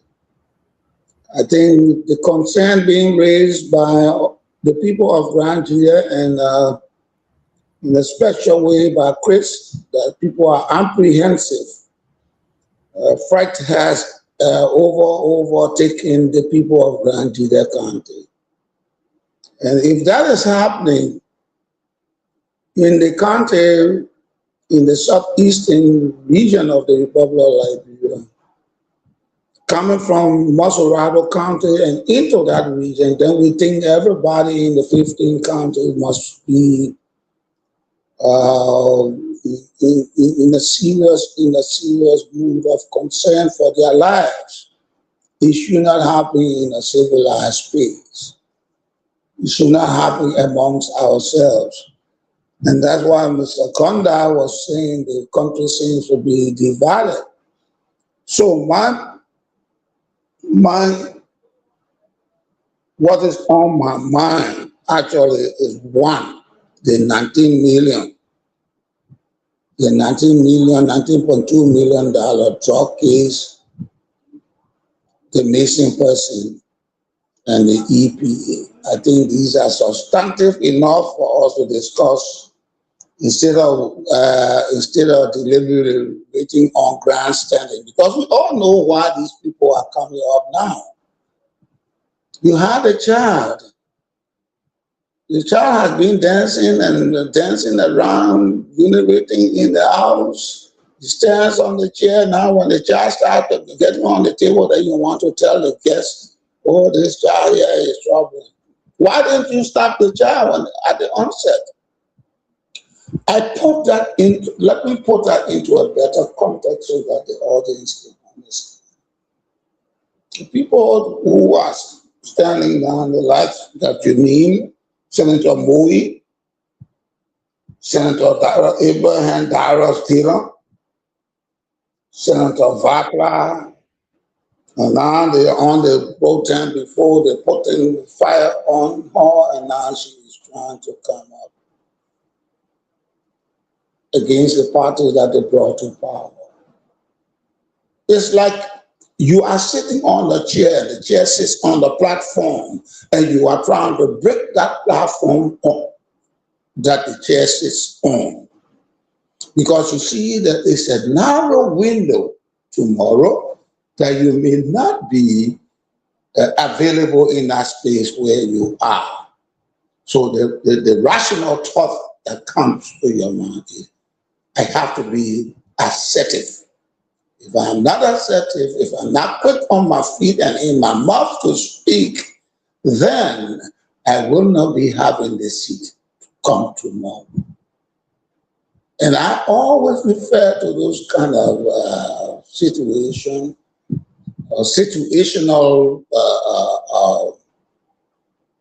points of thought as grandstanding. You want to be seen. And you are right, Mr. Wright, when you ask the question, why now? And I put on the side of that. Why now? Why now? Are we going back, reverting to Channel Achibi with the Kongwa story and things are falling apart? So you want to disassociate yourself in the form and manner and the shape and the form, so Yes. that they say you heard me speaking yesterday. Yes. No, I will not countenance that. I will not support that. I will not buy into that, because we have one Liberia. And if that freedom dream you brought to power, the arrest agenda was shaking, there was a tendency that you saw, you should have that foresight to envelope your thought around the process that you made and say, there's something wrong with this process here. These people are misbehaving, or we are severally or individually misbehaving. And then you start to put the nail to that shaking tier or that shaking bench or that platform. I think they are grandstanding. This is what I feel. I mean, that's my personal opinion. And when I speak with real intention. Everyone who knows me, I speak with real intention. I don't vacillate in in what I think God puts on my mind to speak. We have one Liberia, and people should be very intentional, and not only one day. You've been hearing the Minister of Information speaking. Sometimes insulting people. Why didn't Vapla talk at the time? Why didn't she talk at the time? How many years has it been? 2.5 years. We are in the third year, so to speak. And I would just say, man, with somersaulting straight to the fourth year. We got 2 more years, and then that's the time you want to talk. They are talking for themselves and not for the people of Liberia. I think we should just put that into one bucket and put it behind us, because they're not talking for Liberia people, they're talking about us. Let us get on the point here that has to do with the environmental protection, EPA, and get on the 19.2 million truck case. And why do I say so? I say so for the following reason. One, we will all die, but Liberia will stay, and we got young minds coming up. We want to give that baton of leadership to those people. As it were, we are in a full 40 relay. That's what life is all about. 2, we have our children. We don't want to introduce substance abuse to our children in the elementary and kindergarten school, because the hallucinogenic drugs have a propensity by evildoers to convert them into milk candy, to convert them into ground pea candy, to convert them into say the making color, donut, and all of these kind of things. Because of what? Greed. I want to make money, and I can make money anyway. I want to. No matter who is hurt, let me make my money. Again, I come to the Bible. The Bible says, what does it profit you if you gain the whole world and lose your soul? So I paraphrase that to say, what will it profit you when other Liberians are dying instantaneously because you Jeanette or Mary or whatever, you want to make shortbread and you sold the shortbread, and you know you got cookie inside there. You make people came to party, and then you got ginger beer, and in that ginger beer you got cookie in it so that the people cannot see. And the effect is so negative, and the society goes haywire. So I want us to ring in on this issue of the 19 million drug issue. Okay. I want us, yes, it touched my heart too much. All right, so now I agree. Let's stay there. And I agree with you on the previous topic. I think they want to save in their own skin, so we're going to leave it that way. On the issue of the $19 million, I've been trying to find. I don't know what I thought it was through Daily Observer that I read that, or it was through Front Page Africa that the logistic firm. We'll talk about it earlier. Mr. Nuber brought that up. but we didn't talk about it in detail. But you're bringing it back up now, so let's talk about it even more. The investigators are looking at the logistic company, the company that received the that went and picked up the consignment and took it to the RIA, the Robert International Airport, for transport to its final destination. They are making them front and center. Where did I see this? I will have this will probably from Africa because I am subscribed to them, so the news just flashed on my news feed. I think I saw it, but yeah, bringing these guys in as the primary suspect in this case. I don't know. I'm not following this case as I usually do, because I'm busy on my end. Like I said, I'm speaking to you from Kentucky right now. So the concern there is by bringing the logistic firm in, Mr. Napit, Mr. Nubo, Mr. Ware, we know that the logistic firm is not the owner of the product. They don't own the consignment, right? They do not own this consignment. So by making them the primary suspect in this, are they shielding or are they diverting attention away from the being corporate? Because how will you hold the guy who has been hired to go pick up something? They shouldn't even be part of any primary stuff. They may want to hire. What are you making? Second primary, first primary, third, fourth primary. It's for Imam book. It still doesn't hold. I think they should be witness. You should make them your witness. So they'll be able to tell you all the people that are involved in that transaction with them. But making them suspect, I don't think that is a proven investigative. I'm not an investigator, but again, like I said, from my own mindset, I don't think that is the right way to go about it. But this is why we'll have you guys here, you guys with the background in this area. Mr. Nippet, this is what I'm thinking. Having these people as part of the primary, corporate to be investigated in this, I think is missing the point. That's just what I want to say to that.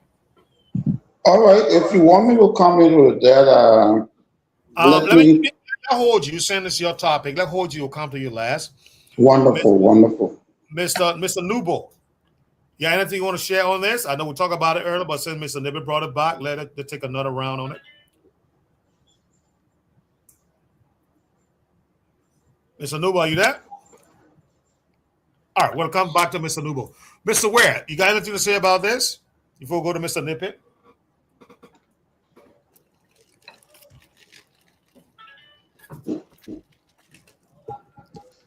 Yeah, thank you so much. The drugs issues is something that I don't know if it's me, Chris, but yes. You're very low. You're very low. Okay. I said the drug issue is something that every Liberian need to look into, and the government need to take a serious step.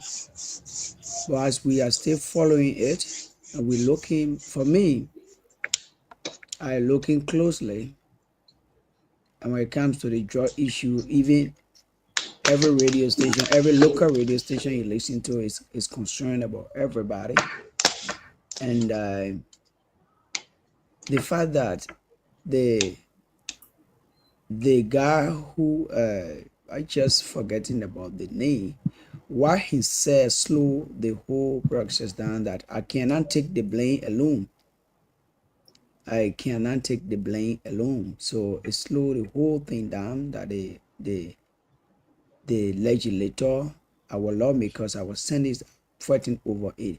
So for now, I will wait and listen and then be able to come in later. Thank you. Thank you. Mr. Nipila, come to you. Mr. Nuba, you with us? All right, Mr. Nipit? Yes. Oh, okay. Okay.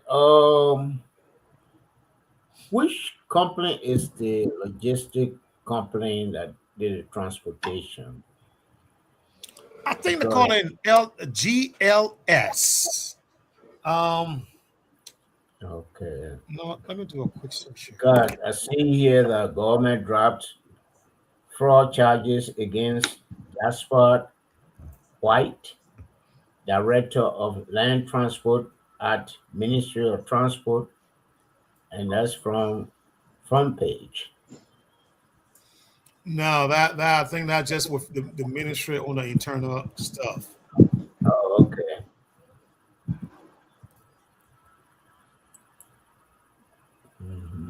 So I don't. All right, so yeah, there you go. So I don't know which this is from company. yesterday. Okay. The GLS is the GI operation manager Paul King reject drug trafficking allegation as case heads to court. So yeah. So it's a logistic firm, Mr. Nippet, in Newport, rather, if you want.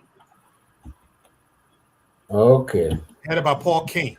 I need to read through it, but it looks like my question was that when the police inspector general appeared before I think it was the Senate, he said by this gone Saturday, there were going to be arrests. And that's the arrest I'm still waiting for. Yeah, but it doesn't make one of them. It's a new what I'm saying. The Global Logistics Services, GLS Inc., headed by Mr. King, has been arrested from that company. So the arrest has been made. I think it was made yesterday, and he was forwarded to court by the Justice Ministry.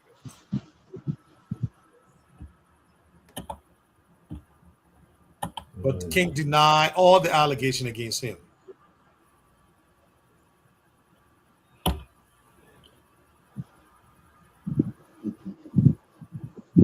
Well,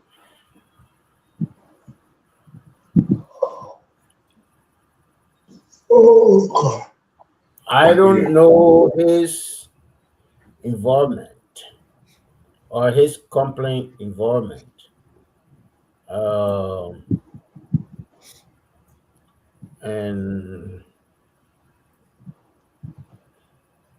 And they are they the ones who transported the cocaine to RIS? Yeah, they pick it up. Yeah, they pick it up, I think, from King's residence and then took it to the RIA. Okay.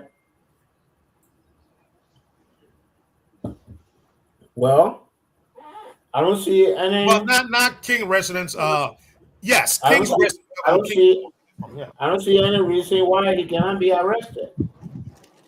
Okay. If they pick it up at his residence, and take it to Ravensfield, I don't see any reason why he should not be arrested. Yeah, that is my take now.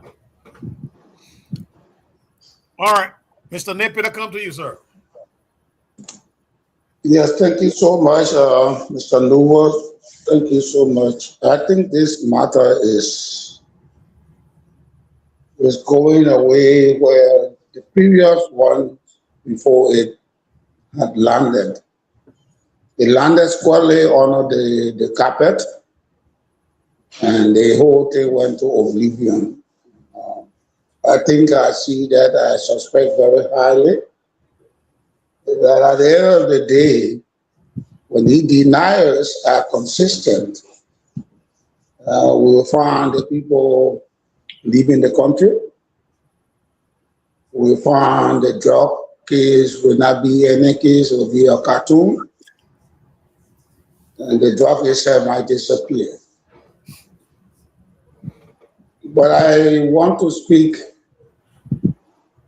to the governing authority of Liberia, that the office of His Excellency the President, because it is he who, because of the issue being internationalized, that will be meeting with these various press officers, reporters, or journalists, so to speak, in every spheres of the world. He goes, unless they are that interested in it, you will have to be answering questions. So I know he is a person of tolerance.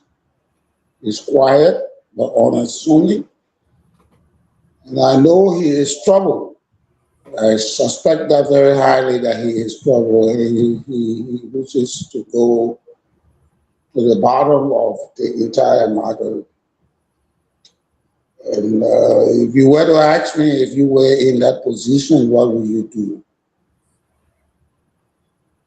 I will hold my security sector responsible. I will make sure that they leave no stone unturned. And if Mr. King is the prime person from whose agency or whose warehouse this thing came from, we would like to ask Mr. King, where did you get this thing for to bring it to your warehouse? That would be the first you want to know where. And Okay, to establish, Mr. Nippon, let me just engage you on a little bit. I think it's a valuable question you just asked. But why has it been left out of the conversation? Because nobody talked about that. This is not part of the conversation at all.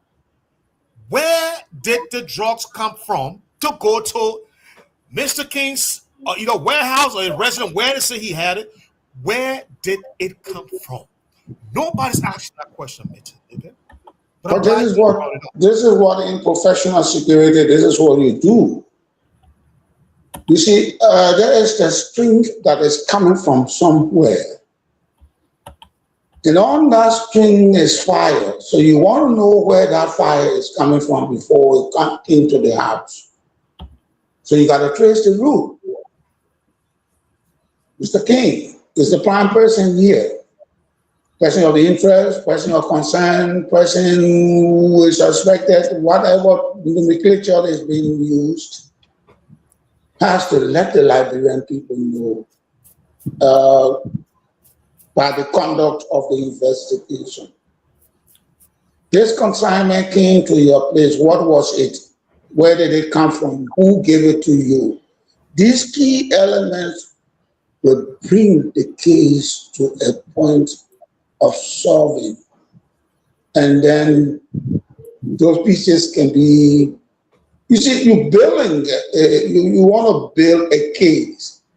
When you want to build a case, the first question you ask is what happened? Who is involved? How did it happen? Why did it happen? Then you build the case in a way that you get to the point where you can apportion, or you can call a named crime. And then you can bring the people who are suspects to, suspect before, suspect after the fact, the accomplices, then you can bring them there. Unless you do that, if the case is being tampered with, then you cannot do these things that you want to do. That's number one. Number two, the conveyor of the substance. Because if I have a trucking company, and they call my office in the afternoon, Mr. Nebe, we want you to send something to the Freeport. Or the first question I come from my drum out of my mouth will be, what it is that you want my driver to take to the Freeport? Or cement, What kind of cement? Is it a white cement or is it gray cement? Am I being technical to ask to show me a sample of the kind of cement? Or bring me one bag of the cement, let me see it. So from Mr. King, we come to the conveyor. It came from an X place and it is in a Y place. And that Y place is identified as Mr. King's place. So it leaves from Mr. King's place via the LGS and it travels where? To Roberts International Airport. So what was the company transporting to the Roberts International Airport? What was it transporting? Who was it consigning? Who is the consigner to the consignee? Who consigned this drop here to Mr. Fred that was taken to the airport to go where? On the Brussels airline.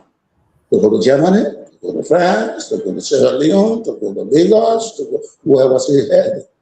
So all of those things will bring the case to a level that all the hands that have been passed part of this thing here you can identify. I was listening to the Spoon FM briefly before I came on set, and they mentioned about an LDEA driver. A driver who is the chief of the LDEA agency, his involvement. And they talk about a certain security firm that is controlling the events of security at or the actions, the activities of the security at the RIA. All right, I don't want to say, Mr. Napier, we'll have 10 minutes to go. We're going to make a hard stop at 8 o'clock. So all of these things here, and the reason why I'm pinpointing these different spots, the security agency, the LDEA agency, could it have been that the LDEA boss knows something about that drug? The higher agency at RIA knows something about this drug? The driver who convey it from the LGS knows something about this drug? It's not Mr. King alone. Mr. King alone cannot play. This is a $19.2 billion worth of cocaine. So I think the police or the security sector will do well if they can arm themselves with rationality and get into the details of this case and end it all. Yeah, and I agree with you on that, Mr. Napier, but I think, and I know you describe for all who the president is, his demeanor, demeanor and the character that he is. But, when he needs to go beyond that. He needs to show the other side to the Liberian people now. Because this is what they'll see in America, this is prime time. Or Mr. Nuvo will say, is he ready for prime time? He cannot be talking, we were not going to leave any stone unturned, but yet the thing continue to drag on and drag on and drag on. And like you said, it is gradually getting swept under right before our own eyes. And it seems like they're doing it very cleverly. Very cleverly. Who knows? Mr. King but Mr. Wright. Yeah. He who wears the crown or wear the top hat feels the weight of that top hat. And that's why I put it in a better context. If I were the president, because I know the kind of person I've worked with at LPMC. Has it changed? I don't think it should be the gentleman yesterday whom I worked with yesterday with LPMC. Now that he has ascended to the apex of governance, where we try to play with his reputation. I know this gentleman of whom I speak. he is a man who wants to leave a legacy. Is it going to be like the other 100 million people? The 200 I was seeing somewhere on the beach in Harper, Kipama, where a certain person, a certain extinct personality flew to Harper and stayed there for about 2 weeks. I don't want to equate him with those kind of people. I am sure he is troubled. And given that he is troubled, he will want to make sure that since this thing has been internationalized, it has gone permeated the international community, and it is he. That's why I brought in that metaphor about the camp. It is he who is going to be asked the needful question.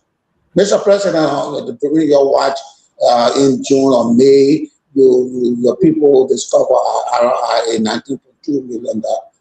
Why is it, Mr. President, that up to this time we have not heard anything? Why? We recall here that a sitting president of the Republic of Liberia was called to Langley. Were called to Langley when the RIA case came about the $100 million burst cocaine. Okay. He was called to Langley. And I'm sure this person with whom I have worked, the current leadership of our country, who found it unnecessary to be invited to Langley. Who found it unnecessary. So if I were there as a national security advisor, I would tell them, look, close your eyes on this thing here.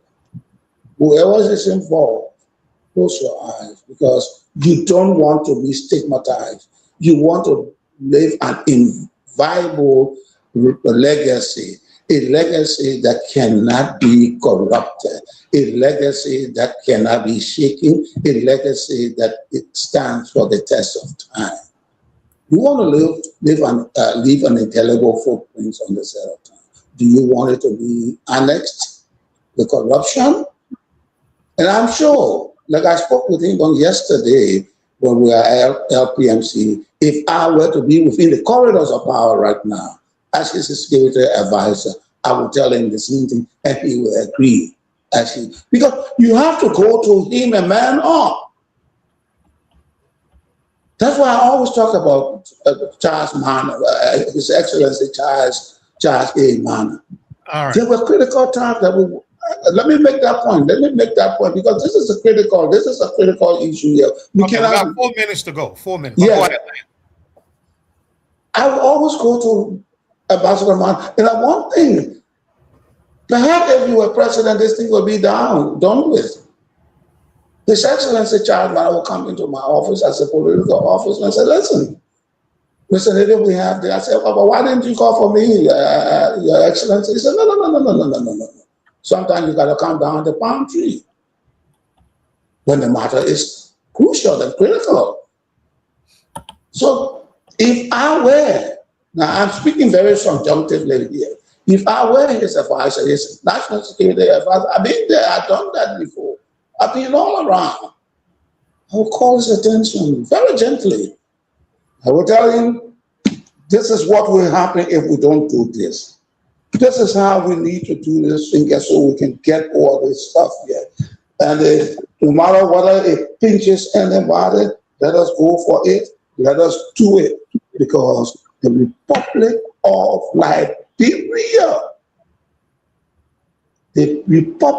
Liberia, cannot be solved.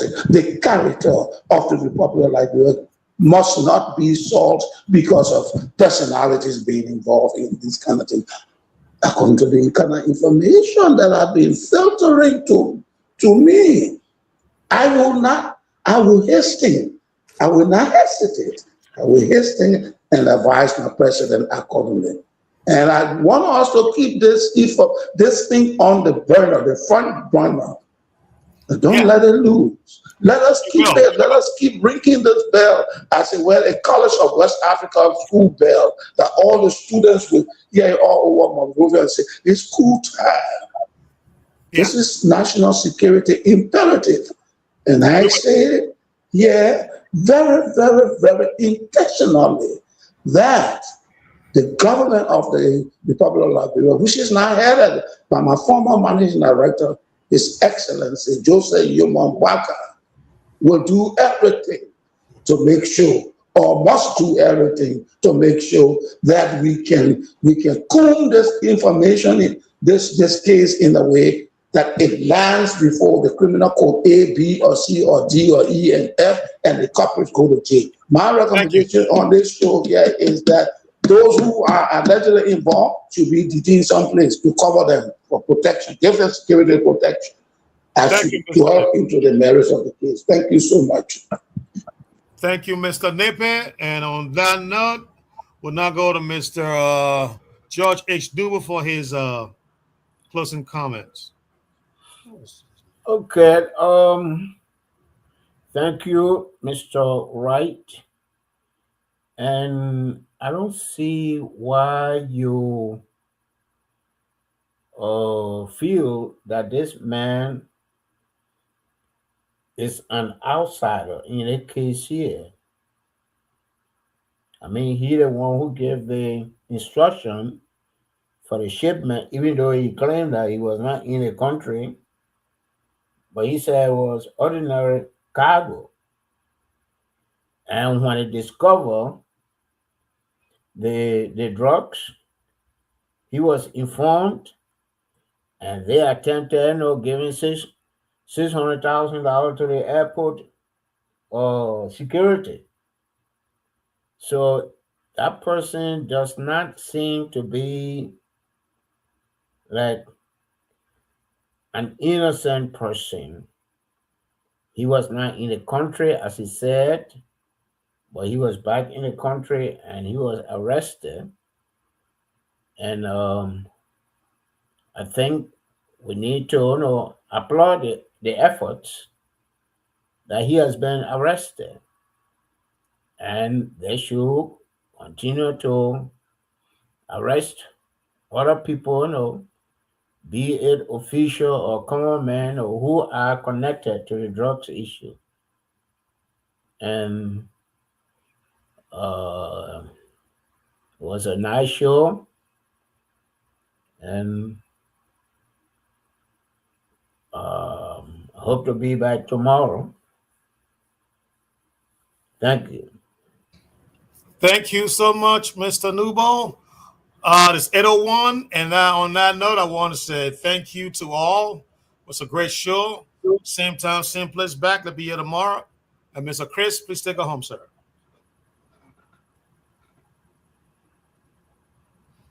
Thank you so much. Let me say thank you to every one of you. Mr. Wright, thank you so much. Mr. Numbo and Mr. Christopher J. Nippe, I'd like to say thanks so much. Our regular listeners and followers out there, this is Abed to differ and Abed to differ. For tonight, take break, and it will be back tomorrow, the same time, the same station.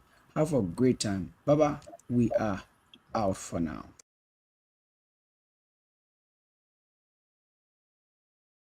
TOP FM